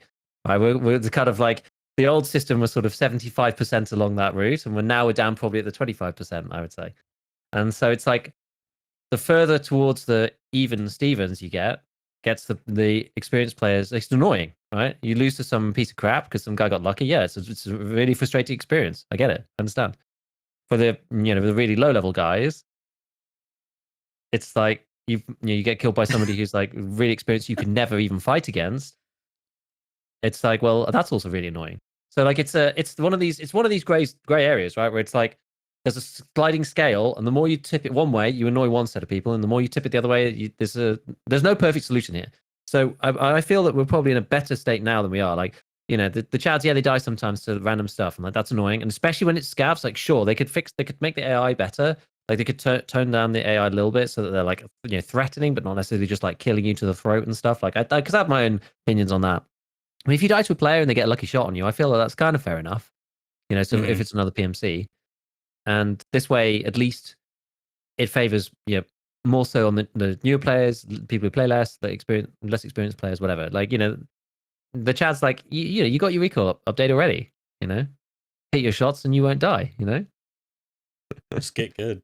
yeah, I don't know. There's some. I feel like there's something for everybody. Like, yeah, you got to take the downside for the armor, but we got our recoil adjustments. So, you know, now you can use your FPS skill to do that. But if you get caught out, and usually that's how it is, right? You get caught out because you're outside of cover, or you get shot at when you weren't expecting to, or whatever. Like, because the pros, they play it fast and loose because, you know, that's the way they like to do it, and that's fine. Now, if they went more slowly, they probably would kill more people, but that's just not the way they want to play. So you open yourself out to more risks, and sometimes you die, and that's just the way it is. And then that player who grabs your gear has the come up of a lifetime, which is like part of the reason why a lot of people started playing Tarkov in the first place. To, you know, go in with a, you know, cheap kit, and then you kill a Chad, and you make it out like your heart's like literally falling out of your chest. I feel like a lot of those experiences went away. I feel like Tarkov lost its way on that from PvP in the middle, and it did satisfy a portion of the player base that's very vocal and love chatting about and doing the thing. But I feel for the average player, actually, I feel like it ended up sort of hurting their experience. So we've brought it back a bit, and now there's kind of something for everyone. The recall's better, but everybody's vulnerable, and I feel like it's as far as the, you know, the push and the pull of it goes, it's an okay middle ground state. You know, I think this is the best state that it's been in. I don't think you can. I just don't see how you would. Let's put it this way: I don't see any ways to make it better to improve everybody's happiness all at once. Yeah, within that particular armor and gun that's, balance. you can't please everybody. That's an Yeah. impossible task. So Yeah. And for me, it fits what they're going for. I mean, my only main criticism is like, I just feel like there's a bit lacking in choice, like meaningful choice, which is kind of like a theme right now, but that's for another podcast. A little bit. Another sliding scale, isn't it? Of like, stuff's good, stuff's bad, everything's in the middle. You can pick what you want. Okay, so who cares? Why choose? But like, you know, my only the quick take on that would be that, you know, there's lots of different things you might want to do in Tarkov. Is like 60 rounders versus lightweight ergo, you know, recoil, fire rate, like different bullets, whatever. Like, so I feel like there's enough. And that's the thing. Like, I was really concerned about all these things, but I feel that there's enough there anyway, so you can make meaningful choices. Even though some of the kind of like 0 to 100 has gone to 30 to 70, I feel like even though that's been shrunk down in a lot of ways, there's still enough meaningful choices to make that you're like, oh, I need to use this because I want to use a 1x3 and I want a bigger bag, or this. Or, you know, I'm looking at my weight and I want to make sure I'm training endurance, and you know, I think there's still enough that it's fine. That's actually probably the one thing that Tarkov had's going for it, is that there's so much you can actually remove some of the things. It's like, what do we need to keep a player involved in the game? 100% of, whatever. Tarkov had like 200% of things to worry about. So, okay, we've cut 50% of them off. Well, it's still at 150%. So there's still like more to worry about than like you can really ever like worry about. Otherwise, you'll sit in stash for 3 hours. Anyway, so like just before we move on to the next little bit, there was one other post from Landmark. I know we've talked mainly about Landmark's points, but I think he brings up a lot of what people have been talking about. And he said somebody was talking about like, maybe they're working hard on a new audio system to go with the new engine, blah blah blah, which I think is probably not true. But either which way, he replied to that and said, look, they could actually be working on these things. A little, hey guys, we're aware of X, Y, and Z issue. Currently working on a solution. Thanks for your patience. Goes a long way with the community. I definitely agree with that. BSG are too quiet, I think, on these problems. They've never publicly acknowledged the audio pop bug, for example. They've never made a post about it. They're aware of it. You bet they're aware of it. I'll tell you, take it from me. They're aware of it. They know it exists.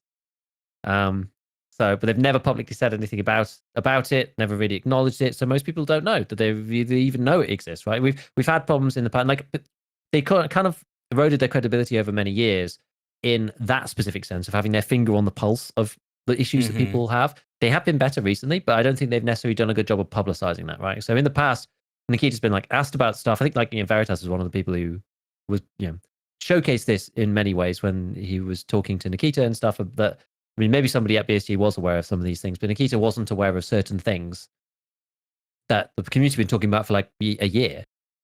And so I think that there's a little bit of a perception of that they could scrub away by acknowledging more of the stuff and being like, yes, we're aware, we're working, and be more public about that. Like it doesn't even need to be as formulaic as a roadmap, even though I would love that. Like, we ran off the end of 2023's roadmap and we've just got no roadmap now, which is a bit sad because I think a lot of people liked having the roadmap. I certainly liked having the roadmap, and some of the stuff didn't make it. We're still waiting for bipods. The Streets expansion got cancelled. The Unity stuff is still rumbling on. But like we kind of saw what was their priorities and what they were looking to do, and now we don't know anymore. And so I think the communication's kind of like gone back again to the old way, which is a bit sad. Yeah, well, I mean, I think it's largely the way they utilize communication is for marketing purposes, engagement, so to speak, and also they kind of, in a sense, just utilize the free labor of people like Pestily, for example. It's like Nikita will pop up around and like sometimes he'll do some of this stuff, but like I don't know if they just don't want to hire like a PR manager or whatever, or like maybe they have someone, but they'd have a certain way to like doing things. I really don't know. I feel like BSG is one of those companies that's just like so unique or so obtuse and different that maybe that's just hard, because there was like many moons ago there was that one rumbling of some like WoW person, World of Warcraft person that was like gonna be applying for BSG's PR community management or something, but then never heard about that. Never really, I don't know, maybe they are working there. I have no idea. But anyways, I mean, as much as nice it would be, and I think it would be a great thing, I just don't know if it's ever going to be a reality. And lots of people, I mean, Pestily is doing an interview with Nikita, and I'm sure he's going to bring up all these things, and it's a chance for Nikita to talk about it and whatever. But it's just, for them, it's not a priority, and they kind of have it covered in a way. Nikita pops out from his cave occasionally. People, nice guy will sometimes send. He gets like a list of questions he gets to send over, and they get answers. It's like an update on stuff, and it's not great, but yeah. Yeah, I guess that there's one thing that I wanted to mention. It's good that you said, because I forgot about this. Yeah, with Pestyly's tweet saying, "I'm having a chat with Nikita. Anything you want me to bring up?" And there's actually a lot of good stuff in there. People talking about like the usual problems. I mean, you look through what's the top stuff that people are talking about. Like Tiggs is asking about private servers. There's a ton of support out there unofficially. People are tired of cheaters, lack of balancing fixes, private servers could speed up changes. Doubtful that they do it, but it'd be cool. People talking about the damage system, audio. What else? Like Arena versus the base game. Why did the roadmap stop? Like a lot of good stuff. There was one that I saw from stankRat, which I was like, man, that's actually a really good idea. And he said, hardcore, red character name, no safe pouch, no flea, vendor bar to only, no scavving. Change key tool to a special slot. Add multiple character slots with the same account. Choose between normal and hardcore PMCs. Add the option to buy more PMC character slots as a monetary transaction, which I actually thought was genius. I was like, that's actually quite clever. You know, like get given a regular PMC and a hardcore PMC, and then if you want more, like you could pay for like more slots or whatever. But that's like a legitimate thing that I would like. I probably would even pay for that. That's interesting You because know, then and it was if to stop people you, having to swap accounts and stuff. yeah, because then if you kill someone or you get killed by a hardcore player, you see it, their name's red, so they're playing hardcore. It's like It'd be cool. even more. Oh no, I died to a hardcore player. Yeah. Or like, oh snap, that guy's hardcore. Watch out. Yeah, so it's like a conversation about like could also maybe do a permadeath mode, you know, on a like as a you know another mode for the character. Like you hit level 15 without dying, you get cosmetic, like stuff like this. So like I thought it was that's a cool thing. Like obviously that's not necessarily the perfect answer, but I was like that's actually really nice. And given that Pestily is talking about hardcore at the moment, Yeah. I think it's like quite be cool because he said like Pestily said I'm already in discussion with their team about doing a hardcore event in May. Nothing is locked in yet. So the idea is to do a hardcore event on private servers. We talked about this last time, right? As proof of concept that could then be hard coded into the game as selection when creating the character. It'll follow the rules that I've done for the past 6 years, similar to what I wrote. Which is like, yes, come on, like this. I could see it. It's maybe it's coming now. I don't know, but it'd be cool. Yeah, as Mech says in chat, even if it's the same dog tag, but it says hardcore, people would buy it. Yeah, I don't know. Maybe you'd give it like I don't know. Just have to be an account or whatever. But if you want to buy another slot, I don't know. It's just interesting. So we'll see what happens with that. I mean, there's going to be a lot talked about. I think with this Pestily interview. I mean, Pestily's pretty honest these days. I feel like he doesn't need to like pander to BSG.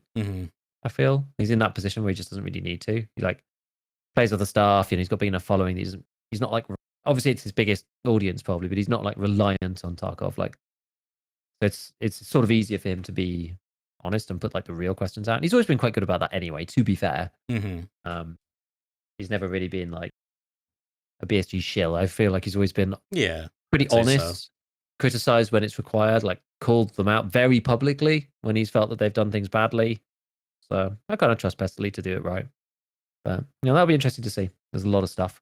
People talking about like boss packet loss issue and all this kind of thing as well. Like fix that because it ruins the raids. The whole experience is scuffed because of it, etc., etc. So we'll see how that goes. We'll see how it goes. Speaking of stankRat, some time ago, I was watching a bunch of stankRat YouTube videos. It's like my daily Tarkov consumption, and which he's a funny character. He's like for me he's like the more how should I say this? I guess me personally just like entertaining. I don't even think this is a fair comparison, but like people like Exfil Camper, I guess, kind of like make or like often like analogize this stankRat's playstyle. But like for me personally, I've tuned in a few Exfil Camper streams. Yeah. And I just never really got it or even like felt it. Like it honestly felt a bit more toxic and hostile. Whereas like stankRat is just like a lot more fun. Like it doesn't have that same vibe, And he himself, he's clearly playing a character, and like it's a lot more entertaining. And I'm glad like he's blown up in relevancy in Tarkov. Like I don't know how long he's been at the game, but like as far as like grinding this like creator path in Tarkov, but it seemed like just a year ago I remember hearing about the name from Airwing, and now like I mean, he just seems like a big force. But point being, I remember watching when he was raised, and he was like, I guess him and chat were like talking about silent walking, and I was surprised to hear that he was saying it was busted, which I was kind of surprised to hear because he's kind of probably like the poster child for silent walking in many ways. Yeah. And I've heard so many different things about silent walking that I don't even know what's real or not, because I've heard like verbatim from Chief's mouth that he said that one of the BSG contacts said it was intended and it's a part of the game. So we just have to like deal with it. Which I'm just like, really? Like, I'm just like so surprised that they did that, because it makes no sense to me. Because when you crouch walk, you hear your own crouch walk audio. So there's no like game, there's no like gameplay loop that informs you that it's silent. You know what I mean? Like, everything kind of like points to the opposite, but this is just how it works, which is, I don't know. There's just like, feels like there's so many things wrong with it in that aspect, but in general, I think it is busted. I would like for it to get changed, but Yeah. that's kind of it. I just thought it was funny that, like, interesting, I'll say, that stankRat had held that opinion as well. Yes. Yeah, I can also confirm that. It is intentional. Really? It's intended. That's This is how it's supposed to be. that is so bizarre. It's the way BSG want it right now. Okay. It's kind of intriguing. Yeah. I've also Very intriguing. Well, maybe from the same source, I don't know. But yeah, it's quite interesting. I mean, I have provided exactly that feedback, by the way. Which is that if it's silent for other people, it should be silent for you. Oh, yeah. You would think, right? Because it's incredibly misleading. Yeah. Because, like,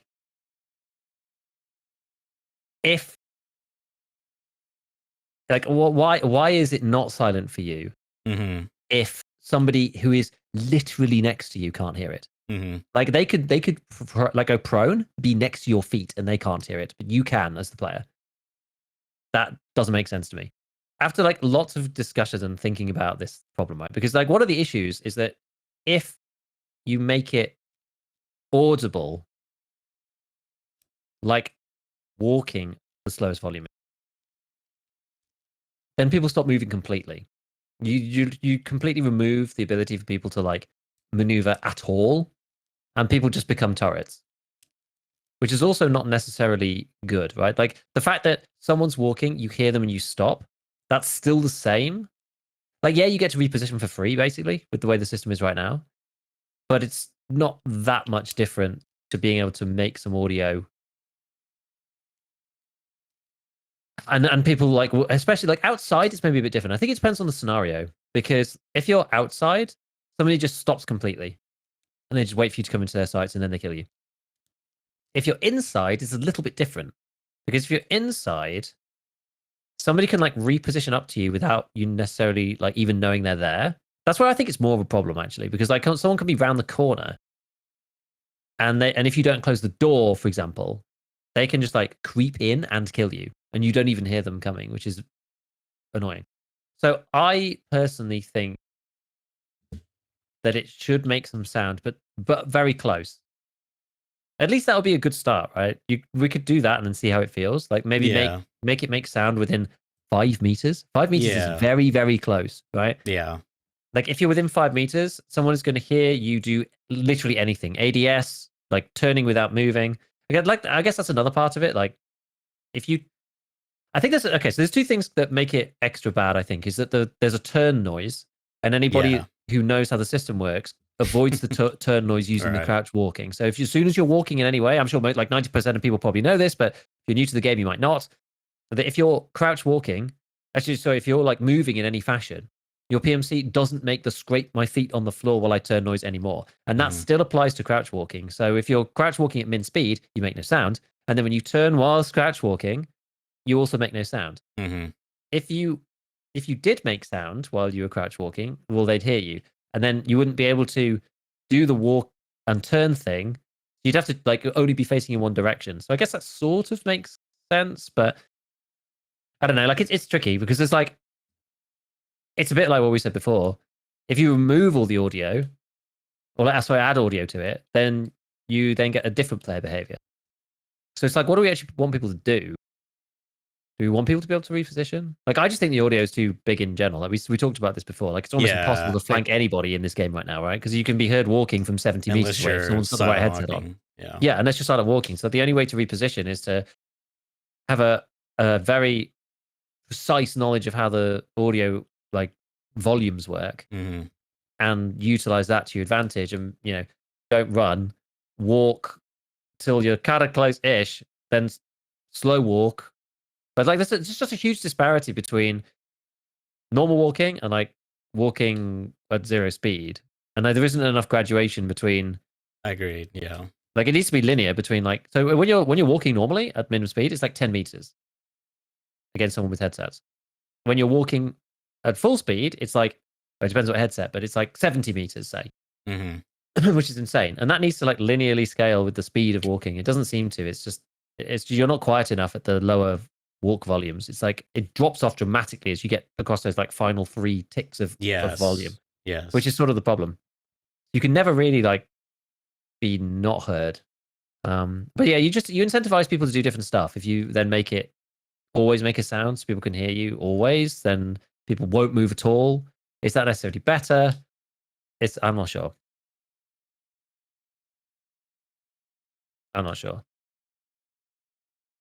Yeah. Yeah, on that note too, I can't remember if he said this or not, or if it's something that we talked about or heard somewhere else, but just the general issue of like ADS, for example, it's like it makes it's super loud. Like there's no way to like silently, stealthily, slowly ADS or un-ADS, which makes it really frustrating too if you are trying to engage in like essentially the stealth systems that are in the game. Yeah. I don't know. It feels like there's something there that, because it just feels a bit gimmicky. Like, for example, I had one fight, before I stopped playing for the wipe, going towards like Stronghold, and someone was shooting me outside on the second floor with like a Mosin. So like I got like right underneath the container where like the wooden plaque is, and I just crouch walked from there all the way to the back where the stairs that leads under the to like the extract, the staircase that leads to the extract underneath. You know what I'm talking about? You're giving me the blank stare. Okay. Well, anyways, I took that all the way up to the second floor, and then reared around the corner all the way, and it probably was like 5 minutes of crouch walking, and then I just look at him, and he's just like standing on top of like some boxes, like looking outside. He's like looking for me, and I'm just like, "Hey, come here often," and shoot me in the back of the head. And I just felt like like I don't know. I mean, he probably was questing or doing something, whatever. But I just feel like it's just kind of crazy because, like, probably to him in his head, that was like probably the correct play. Is like, I know I shot him at the front. I'm going to reposition a little bit and hold like a even different angle, but still up high. And like, if this guy comes to me, I'm gonna hear him. He has to come up the staircases. You know what I mean? Like, there's like all these. I'm gonna see him if he tries to go around or something. Like but like it's like, no, I'm just gonna silently navigate through the middle of the effectively go in through the thick of it, completely invisible, all the way up behind you. Like I don't know. It's something about that. Yeah. And and for me it makes the gameplay weird because if you want to like super metagame it, it becomes this issue where if you get into a fight, you're kind of like on a timer where it's like, if I wait too long, this person, I don't know where they could be, because they could still be in that exact same spot that I last saw them standing still, or they could have crouch walked to reposition somewhere different. So you kind of have to like, you're kind of on like an internal timer that you got to keep track of, and it makes it, I don't know, weird. Like it's kind like, I dare say it's bad. This is like a descriptor I would use, but I don't even know if that's accurate, because it creates this weird timer. Again, I use the same word. It's just like, you have to. It's in your advantage to do something when you know where they are, because if you don't, then they could effectively disappear, and without giving any cues. Like, how do you can you fix that though? Because like, even if you had some audio from very very slowly walking, most of the time you wouldn't hear them anyway. Even if it was 5 meters, which is quite a long way, and sometimes even when they're walking slowly at 10 meters, you wouldn't hear that either. So it's like that's I think that's just maybe part of the game. That there's like, if you engage and then disengage, then there is this timer of like, well, I don't know where they're going to be now, and like, yeah, you're not necessarily going to hear them unless they run away. Right. If they don't run away, they could be still holding the angle. They could be crouch walking around somewhere. Like, you just don't really know. I'm not sure whether that's like a problem to be fixed. I'm not sure if you can. I would say like the bad part or like the problem part is not. It's the binariness of it all. You know what I mean? It's like the only way to not make noise is to do this one thing, and it's Mm. completely. It's like you hit the button. It's like check mark. I have invisibility enabled. Do you know what I mean? As Yeah. far as like audio goes, like if everything was more linear or like gradient or gradual, I Mm. think you could still do that stuff and still have that. You know, if I wait too long, he could reposition. But because it's more linear, it's like, okay, I should like now get closer to his position so I can hear if he's moving. You know what I mean? Yeah, you'd have like a counter. You're like, okay, I know that they can be heard. I just need to be Mhm. closer. So maybe I'll go up to like the corner of the wall Right. or whatever, like something like that. Yeah, I think the fact that it makes zero audio is probably not very good. I do think there should be a small range on it. It's Mhm. like, yeah, obviously staying still is zero, crouch walking, like, yeah, 2 meters, 5 meters, something like that. They could make it really tiny. They could make They it can like make it two really meters, tiny. Yeah. 2 meters or something. So it covers like the next room. Like it's weird that, if you're walking on a wooden floor and they're in the next room, they just don't hear you at all. You make no sound. Like you'd hear them, if you were there. It's really odd. So like make it 2 meters something to start with, and then it's like 10 meters for standing, and then reduce the volume of walking and running. And then I think that would help, honestly. I think that would alleviate a lot of the problems. Because I also really on the do. flip side, you would get more use out of the bar. Because like Mm. there's sometimes where like you're in this pickle where it's like you hear footsteps coming, but you're like in the middle of something. Like there's Yeah. no cover, so you have to like crouch walk silently into position, and you're like like trying to get behind cover, but like Mhm. it's you. If you try to move up one speed, it's like you're gonna instantly start making noise. So it's you just have to stick with that. Whereas if you have those more gradual linear, you could actually play with those sliders in between and like take the cost of like making a little bit more noise. Like maybe the bottom is like 2.5 meters, and next step's like 5, and then Yeah. it's like 7, etc. So you could like get those a little bit more movement. So maybe you could reposition further. I feel like there's some play there that would be more Yeah. interesting. Exactly. Or like somebody comes into audio range and you're Hmm. like, oh, I'm in my inventory. And you're like, Yeah. and you get like stuck and you're like, oh, I can't close the inventory even. It's like Yeah. those kind of situations is Classic. really weird. Yeah, it's just like it's really odd. It's like really, it makes you do odd stuff. This is the Hmm. point, I guess. Yes. Yeah. It makes you do weird things. So yeah, no, it's all a bit odd. It's all a bit odd. Oh, there's been I said there's been an update from the Tarkov guys, but they've literally just posted a picture of like a cartoon picture of Tagilla.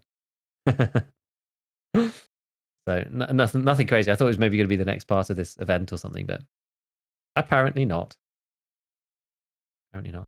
Yeah. Wake me up when goons are 100%. Yeah, you're gonna go farm them then. Yeah. Yep. Okay. So I think that's most of that. I don't know if there's anything else. Like, there's obviously a few more things people are complaining about, but it's 3 months in, the honeymoon phase of the wipe is over. Yeah. People started to complain about the state of the game. I guess there's like a roundup of the whole of that. Is that I would say that most of the things that people are complaining about, outside of stuff that specifically came with this patch, like armor, Hmm. most of these things have been in the game for 2+ years. Hmm. So I don't think the game. I think that to say that the game is in like the worst state it's been in a while is like very unfair for anybody who's saying that, Hmm. because it's basically in the same state that it was in, except a lot of stuff like recoil and whatever is like considerably better. Yeah. So I don't Even know. like the Like, economy, like outside of like I don't like Bitcoin being the way it is, but as far as like the acquisition of stuff, like the ammo changes they've made, I really like. mm, I yeah, like that it's aspect good. a lot. Yeah, and that works nicely. The progression feels pretty good. The way that Hmm. armor is acquired feels all right. Bit too lighthouse heavy for me in terms of questing, but it's all right. Hmm. It's fine. And the way that the ammo works and stuff, like, yeah, there's some balance changes probably needed to the guns. 762 by 39 probably needs a bit of a buff. The AUG probably needs a bit of a nerf. So there's a couple of things like that, but otherwise, it's really not that bad. I think. Like, I'm still having a great time. I think this wipe's awesome. Like, and it's enjoyable. It's fun. And now they started doing events. I think it's still the best wipe that we've had in a long time. But people who are playing all the time, it's kind of whatever. And actually, this like reminded me of something very very random. Um, which was we were talking about like Kappa. Like people ask me all the time, like, oh, you're going for Kappa, or like how close are you to Kappa? And it was funny because Crane put up that post about what's your greatest achievement this wipe, and I was like legitimately like deciding not to go for Kappa right from day one, so that I can just focus on enjoying myself in the game, which I haven't like pure like I always enjoy myself when I'm playing, but I'm always chasing after some quest or feel compelled to do the bolty stuff or collect the rubbishy streamer items. And then I inevitably never get close to Kappa and then throw it all away and then restart the next wipe. And I'm like, okay, let's start again. So I'm enjoying myself just doing random stuff this wipe, which is cool, and not worried about Kappa. I haven't collected any items on purpose because that really like gatekeeps me behind not being able to do. I can't just suddenly do it on a whim because I'd need all the streamer items, which I'm not going to get. So it's like actually quite good in some ways. And I'm not going to do the Balti quest. I'm not going to do Shooterboard in Heaven. I just can't be bothered. I just don't like them enough. And that's that. But people still ask me, obviously, from time to time. And I was just like, look, it's just not worth the time investment for me to do those things. It's a pain. Yeah. And somebody was just like, oh, well, I don't know if it would necessarily take you that long because Sheaf is about to complete Kappa on his hardcore account. What the heck, dude? And I was like, okay, that's that's fine. That's fine. That's a fine thing. And I'm actually kind of intrigued to go and see where he got to on that, because when I last looked, I think he was day 15 of doing the hardcore account and was like quite close to getting it. I don't know whether he's done any more. Like, is he on now or is he on later? Where is his like read his broadcast? Yeah, so hardcore. Yeah, so hardcore day 16, almost to Kappa. And I actually went through because I was just intrigued because on stream I was just like, look, the reason why I'm not going to get it is because I just don't play enough. If say for the first 2 weeks of the wipe, I probably play every day for about probably 8 hours, something like that. And I play literally every day. So it's like 14 days of like 8 hours and I make a video every day. So that's like 112 hours or whatever. And then I kind of chill out after that. I probably like stream maybe like 3 or 4 days in the week. But maybe like down at like 5 hours or something.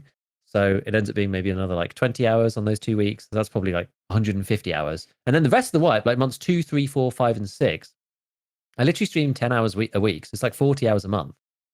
So for the other 5 months, I stream another 200 hours. So I stream like 350 hours for a wipe, roughly. That's about how much I play, like generally.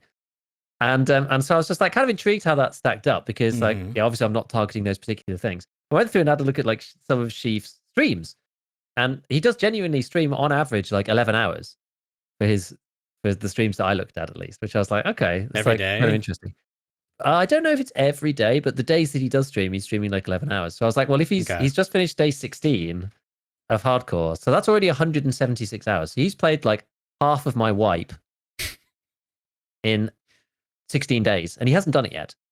So by the time, if he plays like 2 or 3 more days of hardcore, it would be up in the 200s of hours or whatever. And given I play 350 in a whole wipe, that kind of like showcases like it's just not the same. I just thought it was an interesting thing because I was like, I even posted that, the video that I posted recently about making money, and I did put casually in the title, kind of as a bit of a bait, but it's sort of true because people are just like, oh, streaming like casual, yeah, 10 hours a day, whatever. And I was just like, dude, I genuinely play 10 hours a week. Like I'm not kidding.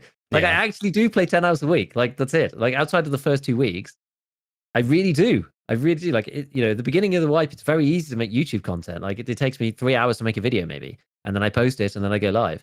Like later on in the wipe, getting 2 videos out a week that are high quality and like take research and stuff, like it's actually not very easy. Like it's hard. It takes a long time. Like you've been part of the process, right? You understand how, like not with me, but with Airing, like you understand how hard it is to make this stuff, right? Especially if you're editing on your own as well. Because the content doesn't just like make itself. You have to work a lot harder at it. So I spend most of the rest of the time doing that instead. So it's just kind of like, yeah, it's just kind of interesting. I was like, oh, it's funny, like I play 3 days for 3.5 hours for like 10.5 hours versus somebody who, and I love Sheaf. He's great at the game. He's a good guy. I actually really like his vibe. He's awesome. So there's no animosity here or anything. It's just like different things. If you're like full-time, proper full-time, going full at it, like Twitch streamer, it's just a different ball game. He plays an average of 11 hours per stream. He plays like more than I play in a week, every day, every time he streams. And it's just like, it's just funny. So I thought it was like an interesting thing, just like a random thing to go through because they were like, oh yeah, Sheaf's done it in like 16 days. Like it'd be fine. But I'm just like, man, you don't understand what this means. These things are not the same. And also, Shifu's like considerably better than me. Yeah, So he's like, also there's that element too, right? So it's I just think it's really funny. I just yeah, think it's that's really funny. crazy. I don't know how people do long like I'll play like I only have like a 4-6 hour tolerance. Like even just like playing games, like it would unless it's like something very special, like a brand new game that I'm just like absolutely hooked on. Maybe I could go for like 8, but that's my limit. But like 11, dude, I just don't know how the I don't know, man. Like that's like that's like some crazy work hours. Yeah, it's a lot. It's definitely a lot. Definitely a lot. But I would say it's even a lot, even if you're doing it full time. You know, like it's still a lot because I guess it depends. Like Chief seems to enjoy himself, so that's fine. But a lot of the other people who do those kind of hours like don't really enjoy it, or they're like, and they're very concentrated to A, Twitch, and B, to Tarkov, which makes it kind of hard psychologically, I think. Mm. As fun as it seems to play 10 hours a day, when you have to do it to make money. It's the only thing you can really do to make money, other than going to get an ordinary non-content creation job, which is presumably pays for these guys probably pays worse and is also like infinitely more boring. It's like I wouldn't want to do it. Like I like the variety, and I would I'd probably like to stream more if I could, but like it's not really.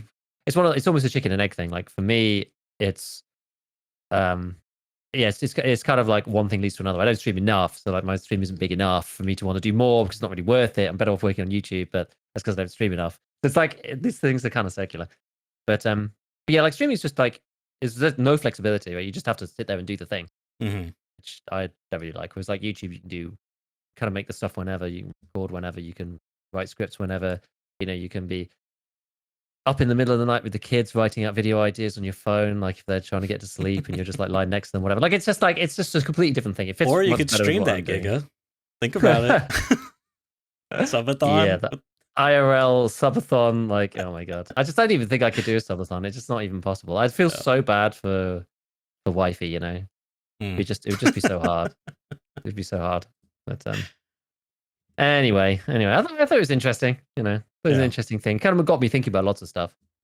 So but yeah, I wouldn't want to stream more than 8 hours, I don't think. Like in the white week I enjoy it because it's like progression and blah blah blah. But like once you're like plus level 40, streaming like 11 hours.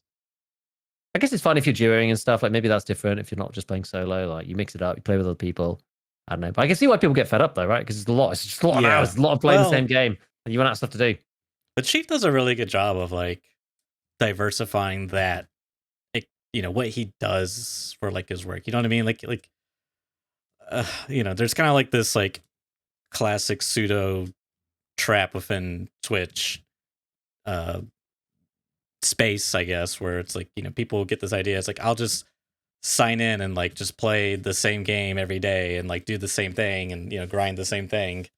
And that's it, but I feel like fair amount of people in the Tarkov space do a pretty good job of like diversifying and like coming up with different ideas and different things to mix it up, which I think is good and healthy for that. Because there really is like I see it so many like especially in Apex it was like just so many streamers were just like cookie cutter, very stereotypical, the same person. You know what I mean? Like not the same personality, but like I'm good at a video game. I play 18 hours a day. Watch me Yeah. streams to like 5 people. Nothing wrong with small streamers, but it's hard to stand out in the sea of people like that. There's a lot of people that are good. So Yeah. it's interesting. Interesting. Okay, got time for some Cyberpunk 2077? Sure, because it's still on my wish list of things to play, and a couple of I keep hearing about people having a good time with the game now after terrible launch, performance Yeah. problems, lots of issues. It's one of these games. It sort of seems like No Man's Sky style, which I also haven't played, but I hear good things about that as well. It's like they managed to come back from the brink of a terrible launch and like fix the game and make it enjoyable, and people have come back much later on, and like now it's good. So how's it been going? Pretty good, man. I mean, like I really don't have any complaints. Like I personally really like. I've always kind of wanted to play this game. I didn't think I was going to be able to play it, just because of like. It seemed like the game launched, it really wasn't that good. You know, it had issues, and it was just like, oh, you know, it also was like marketed really heavily towards like this new NVIDIA technology at the time, which was like ray tracing and all this stuff. And it's like, oh, to get the full experience, you really got to play with it, and you have these features and stuff. You know, I just never really wasn't ever sure if I was ever going to really play it. But then the 2.0 patch dropped. The marketing was like, you know, the game is fixed now, and you know, it's got a lot of good receptions and stuff. And they had like an expansion pack, and I watched some people play it a few times. I'm like, okay, you know, this looks pretty cool. And then one of my friend groups, my buddy wanted to do a CyberPunk 2077 themed RP, like role play D&D style of thing. And I've only done like D&D once years ago, and I was not very good at it, but I was like, sure, you know, let's do it. And so I think that plus like I've always longed to play this game, so I finally played it, and I just love this aesthetic. Like I'm such a sucker for like cyberpunk media in general. You know, like Blade Runner, obviously.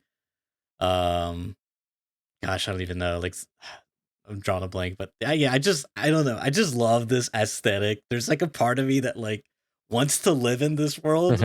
It's a very dark world. You know, megacorps run everything. You know, the military is like a corporation now. Like it's all, I don't know. It's there's like this idea of transhumanism, Ghost in the Shell, where it's like you're like, what does it mean to be human? You know, and like, are you still human when you have like all these cyborg augmentations to you get superhuman strength and jumping? And yeah, I love it, man. It's really cool. It's like very right now what I'm trying to achieve is I want to be like hyper immersed. So the other thing I've been getting into is modding, which is supported by the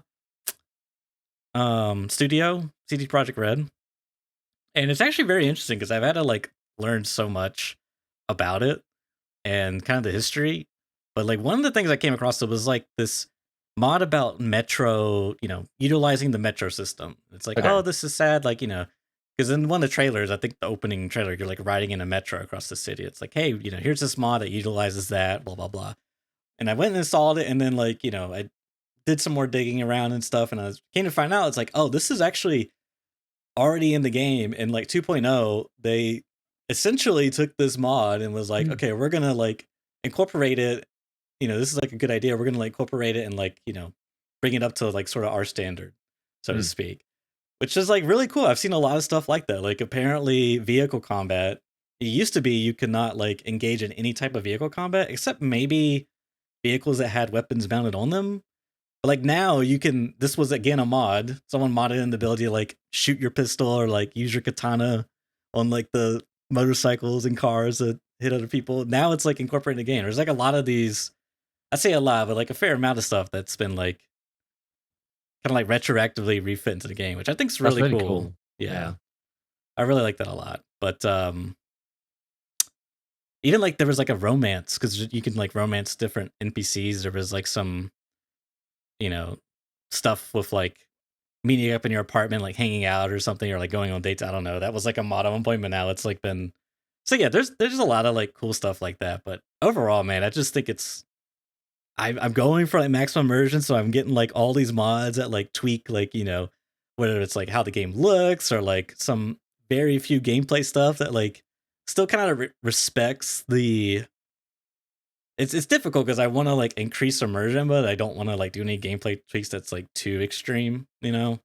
Yeah. Like one of them is like gangs will like fight each other, right? And it's like I like that, you know, it's like kind of increases the immersion because otherwise they don't really, you know, sometimes you'll be driving and just like two random gangs will be shooting, having like a gun battle in the streets. I'm like, oh, that's cool, you know, it's more immersive. Things like that I like. I don't want to go too crazy with some of the stuff that's like completely changes. Did you play it like vanilla first a bit or not? You went mod straight away? Because like it's one of these things where like it's kind of hard. You almost need to like go to Reddit or whatever and be like, can I play this game as is? Or like, do I need to, you know, do I need to add the mods? Like, do I really is it recommended or whatever? It's like it's a bit like when I went to try and play DayZ. The Yeah. not last time, but the time before, and I was like, Yeah. "Hey, we should all try DayZ again. Let's do it." And it was just like awful, and everyone's just like, "Oh, well, why did you have such a bad time?" I'm just like, oh, "I don't know. We just like clicked and we just played the game." And they were like, "Oh no one plays vanilla." I was just Mhm. like, "Well, how am I supposed to know?" Like nobody told me. Like you're supposed to. Oh, you got to play this mod, or you got to play this custom server. I think it's all about custom games these days. Like no one plays the Yeah. base game. I'm just like, okay, freaking hell! Like I gotta like research these games now first before I actually just. You can't just open up a game anymore and just like press play. It's like you gotta research like, oh, is this scuffed? Is that scuffed? Do you need this mod? If you're gonna play like Starfield, and it's just like, oh well, do you need this mod or that mod? Like, is the game good now? Like, isn't it good state? So you have to like heavily research. Like, 'cause these things take up a lot of time, right? It's just like Oh yeah, tell me about it. it's like it's definitely worth the sort of 20 minutes or 30 minutes of investigation to be like, hey, is the game good? Do you need to do something else? Like what's the meta of like just playing the game for people who've never played it? It's like you almost have like your experience curated by people who know, and they're like, yeah, don't do anything, don't get any spoilers or anything, but like play the game this way. This is the best way that people play it now. So like it's interesting. I find it's interesting the way games have gone in that respect. Yeah. I mean, I'm sure back in the day it was absolutely vital, whereas now, fairly certain. I mean, I don't know everything there is, but I'm fairly certain it's total. Like, at least for what I have, it's all like mostly optional stuff. Like, I have a ton of textures that's like been upscaled via AI to like 2K. Yeah. Some of the like object loading distance tweaks that like increase it so like objects load further. And it's like at the highest resolution. Fixing like some of the TV ads, they run at like 15 FPS and 720p or something. Whatever. This mod like Yeah, uses yeah. AI to like upscale it. To high resolution and frame interpolation. There's like all this type of stuff, a lot of like graphical stuff Okay. that's like totally not. There's like maybe 3-4 things out of the 200 mods that I have that's like fixes, like pure fixes of actual bugs that they haven't fixed yet. You know what I mean? Um, and they're not like crucial. Like one of them, I don't even know what it. There's like some cyberware that's like got bugged where now it constantly goes off or something, and the latest patch, and this fixes that, whatever. Like but I don't even know what it is. I just like Yeah. I have a bad habit of being like, this looks cool. Click download, install. Like, oh, this looks cool. Click down.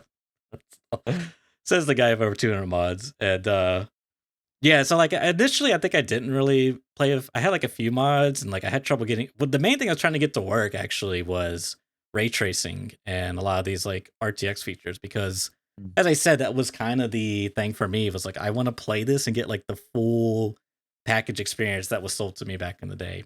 Yeah. And one of the things was there was like a mod that like tricks the game to think that your card is an AMD card, so that it can use AMD's frame generation, where there's like a DLS equivalent that generates uses frame interpolation to create fake frames, and you can like technically double your FPS. Is this just like infinite scaling thing? Infinite scaling thing. What's that? Yeah, I don't know. It sounds similar. Someone was telling me on stream, like, have you tried this thing? So it sounded similar. Maybe not. I don't know. I'm not sure. It's just you know kind of like how you slow down frames in Yeah. your editing software. You can like choose to blend the frames, or like Mm. choose what's it called? Optical flow. I don't know if you mess with any of this stuff. I can't remember what it's It's called. like Yeah. that, but this is using AI to Mm. like create fake frames. So like you get the visual frame rate of, like, let's say I'm locked at 60 and I use this tech, then I get like 120. But I'm still actually playing at 60, so there's like input lag to what you're seeing.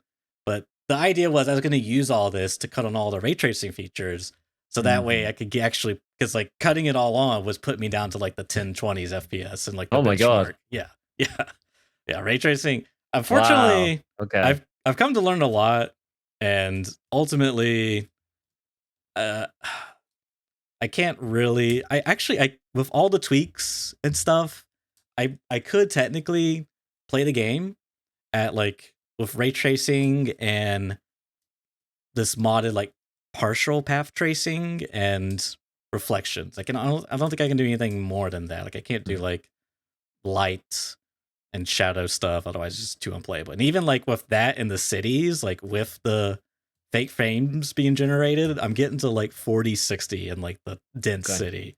So like it's, you know, and it's just like ghosting. Like there's a lot of noise when you move around and look, because again, it's all like fake frames, but it looks immaculate because like it's like crazy, like the glass and reflections and the lighting. Like it's kind of crazy if you can get all this stuff to run, but I've learned that 8 GB of VRAM is just not enough. Like it's just, and this is like, I feel really burned. I wish I didn't buy this card because like, I mean, the 20 series was bad, but like the 30 series, I don't know if it was that much better. Like 8 GB is just, I'm so limited on VRAM on like anything I do. Like even if I just do pure raster, like no ray tracing, like just the baked in lighting and stuff, I'm still, even on like medium textures, I'm still like hitting 7.8, 0.9, sometimes 8 in my usage on VRAM. It's like, and part of that is, you know, shame on me because I got 2K texture packs, but I want the game to look pristine, you know. It's just, it sucks. So yeah, don't if you're gonna do like any like, you know, good looking gaming, I'll say as an adjective, I don't know what you probably need at least 12, and that's probably gonna be irrelevant in a year. It sucks, man. I really like, I would love to use a lot of these, like even in Tarkov, like you know, the reflections. I like screen space reflections. It looks nice, yeah. I would like to use it, but like I just don't want to spend the frames on it. You know, it's like Exactly. Yeah, I've got a friend who's just like rebuilt their machine. I can't remember exactly what they put in it. It's like 4080 or 4080 Ti or something like that. And I'm just like, holy, that's like actually pretty nice these days. Like 20 gig of VRAM or something. I'm just like, you know, that's kind of what you need. I just feel sad to see like the 30 series cards already being like, yeah, it kind of feels a bit dated, you know? It's like 3 years ago, they were kind of the, you know, holy grail of the sort of new wave. I guess like 3 years is a long time in tech though. It was quite funny because my friend also wants to do some like AI stuff as well. So he's just like, I kind of justified it because I want to run some stuff on there. So it need a big beefy GPU. But yeah, it does feel like I feel slightly limited with the 3070 now. Especially with like Streets of Tarkov and stuff. Just like these games with a lot of textures in, they just start taking up a lot of VRAM. It's pretty gnarly. Like I can hit without like I actually started to start using the RAM cleaner in Tarkov because like I think I said before, I can fill 8 gig of VRAM and then 32 gig of like actual memory as well. On medium textures, even on Shoreline. Yeah, we talked about that like 3 months ago. But yeah, it's mad, right? I'm just like, dude, when was like 8 and 32 not enough? Like when did that happen? It like suddenly seems to have just crept up on me all of a sudden. It's just like, man, what? Yeah, I really wish I would have saved and got a. I don't even know what the 3080 was, but if it was more than 8, it was like 12. Like I feel like 12 is like my new bar, but by the time I get that, it'll probably like within like 6 months, it will be not enough. I think it's only 10. Yeah, see, Nvidia really makes me mad, dude. They're the way they're going, it's just not good. They're what was the 3090? Oh, I think the 3090 actually did have like 24 gig. Yeah, but it was like, wasn't it like $2,000? Like it was an insane. This was like 4K gaming, or no, 8K gaming. That was what they were marketing for. Yeah. I don't know. Anyways, they're still quite expensive. Yeah. I mean, everything is now, right? So, yeah, I don't know, man. I don't know. Like, at the minute, I don't feel the need necessarily to move, but I'm like, I'm on the threshold of having to go up. It's like one of those things where it's just like, you know, if I do upgrade eventually, will I just build a whole new system? Will I just build a, you know, like 7800 X3D system with a something else, 4080 or something like that? I don't know. Yeah, I don't know what I'm gonna try to hold out as long as I can. It's just the market's not like Nvidia is like investing in all this tech, and like I don't think we've really seen the benefit, or AI tech, and I don't think the gamers have really seen the benefits being passed down to us yet. Like it feels like they're kind of like, because they control the consumer market, they're like kind of like price gouging in a way, and like their stocks. Like, yeah, kind of, and they kind of can sort of. It's like I think the Steam hardware survey came out the other day. It was like 80% Nvidia GPUs. It's like, yeah, like they do control the market a lot. I mean, their stock is crazy, right? Well, they're the third biggest company in the world now. Yeah, I mean they're like they're gonna be They're going to be the megacorp in the future cyberpunk. They're going to be NVIDIA Corporation. Yeah. That's my biggest. That's my biggest regret. Actually, my biggest investing regret is NVIDIA. I picked them years and years ago, and then I got busy and never got around to buying any shares. But like, how was I to know that they were going to go through like 3 perfect storms of like upside? Right? It was like, what even happened? It was virtual reality first for use in automated driving and vehicles and like Teslas and stuff like that. That was like the first one. And everyone was like, oh, NVIDIA, this is good. That was with the first boost. Then the crypto stuff appeared. And it was like, oh, you can mine cryptos on your GPUs. Insane. So then that happened. And then AI appeared. And NVIDIA's just like, hey, we've already got chips for this. Like, we've been doing this for years. So they're just like miles ahead. So they've managed to just like ride up like 3 ratchets on 3 like thematic trends up to, as I said, like the 3rd largest company in the whole world. Or most valuable, at least, I should say, which is pretty insane. But yeah, I don't know. It's like it's partly good, partly bad. You know, prices are high, but like there's a lot of tech coming down the line that we benefit from, just from the broader AI push, right? Like this stuff probably wouldn't be. I mean, it wouldn't. I'd say probably it wouldn't be as invested in as heavily if it was just for gaming. So probably it's kind of like it's kind of like double-edged sword, right? Like we do benefit from things like DLSS and all of that kind of stuff, but then it's just a super high demand, right? We're competing with people who want to run, large language models, crypto mining, like all sorts of stuff. It's like games is sort of part of that package. But we'll see. We'll see. It's probably good in the long run, if a little bit painful on the wallet. We'll see. Yeah.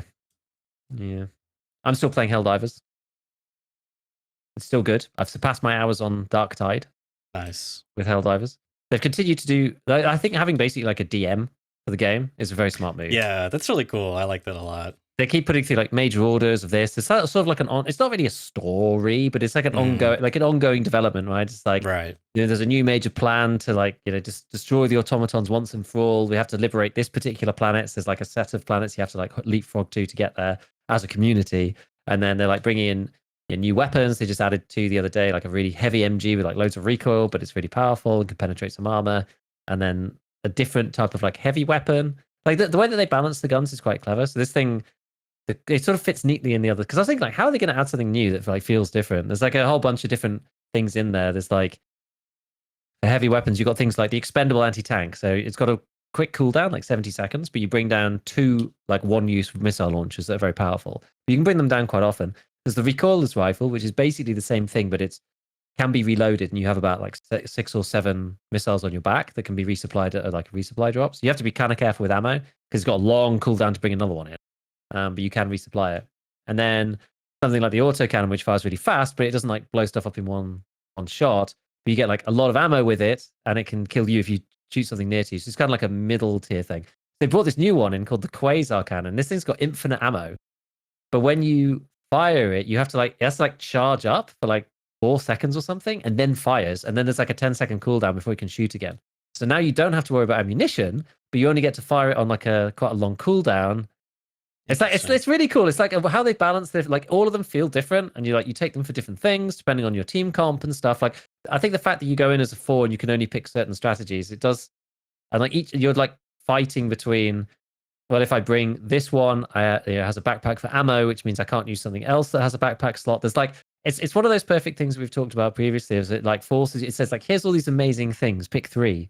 Yeah, and you're just like, like the player choice is cool. So you can like make these awesome team comps and stuff that like synergize as well with each other. But you're always having to make a compromise somewhere. It's like, oh, you can take the autocannon. It's really good against the bot army, but like you can't take the ballistic shield, like the force field shield, because you've got an ammo pack on your backpack to load the gun. So it's like, okay, like, do I want to, I'm more glass cannon-y, but if I don't take it, I have to pick something else that doesn't take a backpack, but then I have to take, it's either like I'm like struggling then with ammunition, or that there's too many medium-sized targets that are like hard to take down. It's like, it's good. And it's like, it's making that team balance work as well. Like one person takes one thing, one person takes another, one person's kind of a frontliner, but then you're in the back taking out the sort of medium-sized targets if you're the autocannon guy. It's cool. It's really cool. Like, I'm still enjoying it a lot, I have to say. I mean, it The sounds game's like still fun. really good. Yeah, it's still really good. It's great with mates, especially when like two of us pop on and Mhm. we'll start a mission and then someone else joins and you're just like, yeah, cool, just drop in. And then they just like drop in and join the mission with you up to like 4. That makes it really nice Yeah, because that's such a great. so Yeah, flexible. it Yeah, it'd be just like in sounds like. can you imagine in Sorry. Tarkov? You're just like two of you, like you're playing, and then a third friend hops in, just like, oh hey, I want to play, and just like, oh yeah, just join our raid and like Hmm. go spawn in at our like nearest exfil or whatever, then you can carry on with us. Like it's a game changer in terms of playing with people and being flexible. Yeah, it just sounds like the near perfect game to play with friends because it's like you're all trying to band together to fight like a common enemy, and Mhm. you want to like complement each other, and there's no like, oh, you messed up, you're not allowed to play anymore. I mean, there is kind of a bit of that, but it's not like, my friends are playing, I can't play with them. It's like, no, just hop right in. It's like, oh, I died, I can't play anymore. No, we'll just revive you. We gotta do the test. Mm. Like it. Yeah, everything I heard, like I really need to play it, but I'm just like Yeah. cyberpunk brained right now.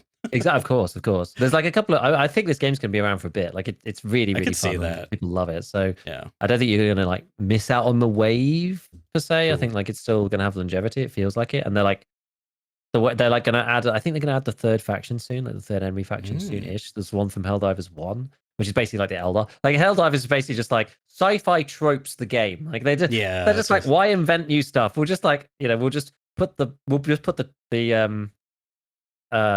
Tyranids in and just call them the Terminids. It's fine. Like it's like, don't worry about it. We'll just like take other people's IP and just like rename it. But it's like it's fun because it's tongue in cheek anyway. But like one of those like main mechanics that I think is really really cool, and it's kind of what you're talking to about.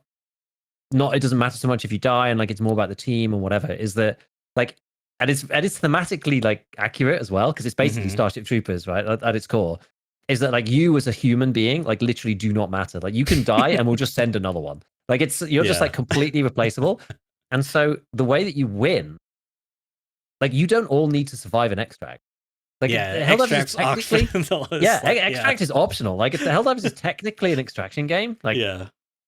in sort of like mechanically, but like if you complete the major objective Hmm. and then you all die, Hmm. you win anyway. Yeah.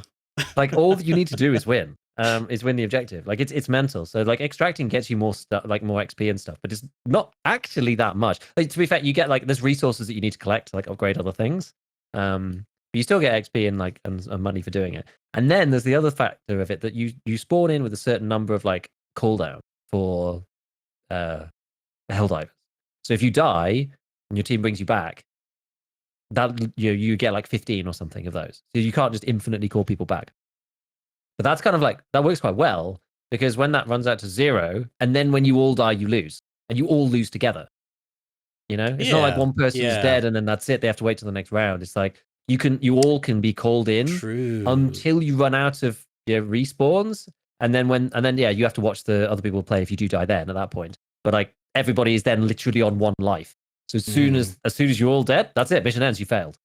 So it's like it's quite good in that respect. I quite like that. It's like a nice mechanic for it because it feels again like it's a team resource. Like dying once or twice doesn't really Yes. matter, Yes. but like the deaths are a team resource. Same thing with like there's a resupply. Like all the strategies are like your own except for the resupply. The resupply one is a team Oh, cooldown okay. as well. So you kind of have to like plan when to use it and like not hog it or whatever. There's like you get Hmm. 4 resupply like packs in a cooldown, but it all comes down in one place and there's a 2-minute cooldown for another one. So if someone's off like arse end of the map, like they won't get it. Yeah, I don't know. It's just like it's good. It's like a really good collection of game mechanics, and it looks beautiful. The themes of it are great. You can change mission and stand on the bridge and watch as the ship like moves around the planet and stuff. Like it's very cool. Like lots of other player ships on the screen and stuff. Like it's very immersive, and I love that about it. It's so good, especially as a sci-fi enthusiast. It's fantastic. Like even small things like you get the various stratagems where you call down stuff like a missile or a bomb or Hmm. whatever, or something like the orbital laser, or even like the autocannon from like the ship. And you fire it off, and when you look up, like the ships are like actually shooting the stuff. So Yeah. like That's you do the cool. orbital laser, and you look up, and like your 4 ships are like in the sky, and it's like the big laser coming down, and you can see other people's ships. Like obviously it's like simulated or whatever, but like other people's ships off your map in other maps, like firing lasers, like bombs going off. Like it feels like you're part of this huge war. Like the feel of it is so good. It's so good. That world building really helps out, get you Yeah. immersed. Yeah. Even though it's mostly jokey, right? A lot of the game is really jokey, but you still feel like and the soundtrack is immaculate, I will say. But people don't give enough credit to the sound designers of these things. Yeah. I don't think he's a particularly well-known composer. I can't remember what's his name. I'll just look him up. What's his name? Wilbert Ruggett II. But the soundtrack is insane. He's done an amazing job. It's so amazing. It's like it reminds me a bit of like Star Wars, like especially against the bots and stuff. But it's like it's got that classic like as stuff happens, the music lifts, and it's like it just flows so nicely. It's amazing. It's amazing soundtrack. That definitely helps for sure.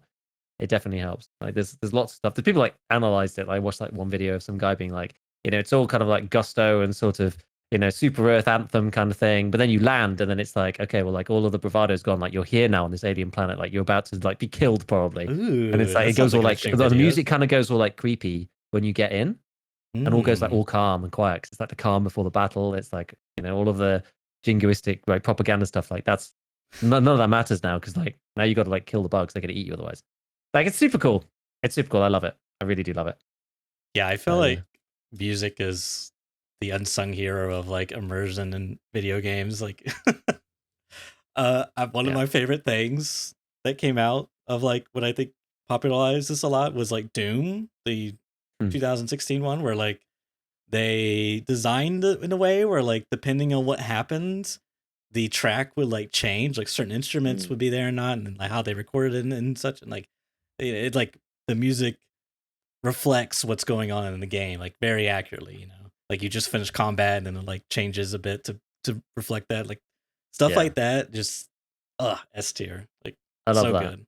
Yeah. Especially like I remember, and it's funny because I just remembered I was like, oh, what other game did that? I know like Serious Sam does that for sure. Like that's very obvious, and they have like 2 tracks. They're the same track basically. They're like depending on what happens, it just flips to one, flips to the other, and it's the same song but 2 different feels. And Magica did that as well, and then I was just really? like, okay. Oh yeah, of course, because the same people. It's the same people that made the first Magica that make Helldivers. So like. Yeah, it's not necessarily surprising. Like I remember that from years ago already. That it's like, they had 2 tracks that flipped in and out depending if there was combat or not. It was sort of like naively done then, because I mean that game was very different in terms of budget and production. Helldivers 2 is a lot bigger production. I think it seems to be anyway. It's a lot more polished, a lot bigger, a lot more complicated. But the soundtrack is also complicated and interesting. Like it's so good. I'm a big video game music guy. Like very huge. Like I would say 50% of the music I listen to is either like ambient stuff while I'm working or like video game soundtracks. Like I'm a huge video game soundtrack person, all the way back to like Final Fantasy. That's probably where my love of video game soundtracks came from. So the Final Fantasy series, Nobuo Uematsu, just an absolute genius composer. He's such a legend. Been to see Final Fantasy music live, like orchestral stuff, like in London, and like I've been like to a bunch. Distant Worlds is what it's called, the orchestral like Final Fantasy stuff. It's like so awesome. Been with like a bunch of friends and things. So I think I've been like 3 times. But yeah, it's like it's exceptional. I love video game music. I think like proper musicians who hear it like realize very quickly that it's amazing. Like a lot of people know anyway that it's good because it's just the same as like films or whatever. Like no different really, just different medium. But the quality has been high for like quite a while now. I think still people who are outside the sphere don't necessarily like know until they hear it. Yeah, I think it like goes underappreciated a lot. It's like it's one of those like subtle things that until you're like fully aware of like the impact that it provides, it's much harder to appreciate. Yeah. It's good. All right, I think we shall wrap it up here, everyone. As always, thank you for tuning in, and we'll catch you all next week. Catch you later.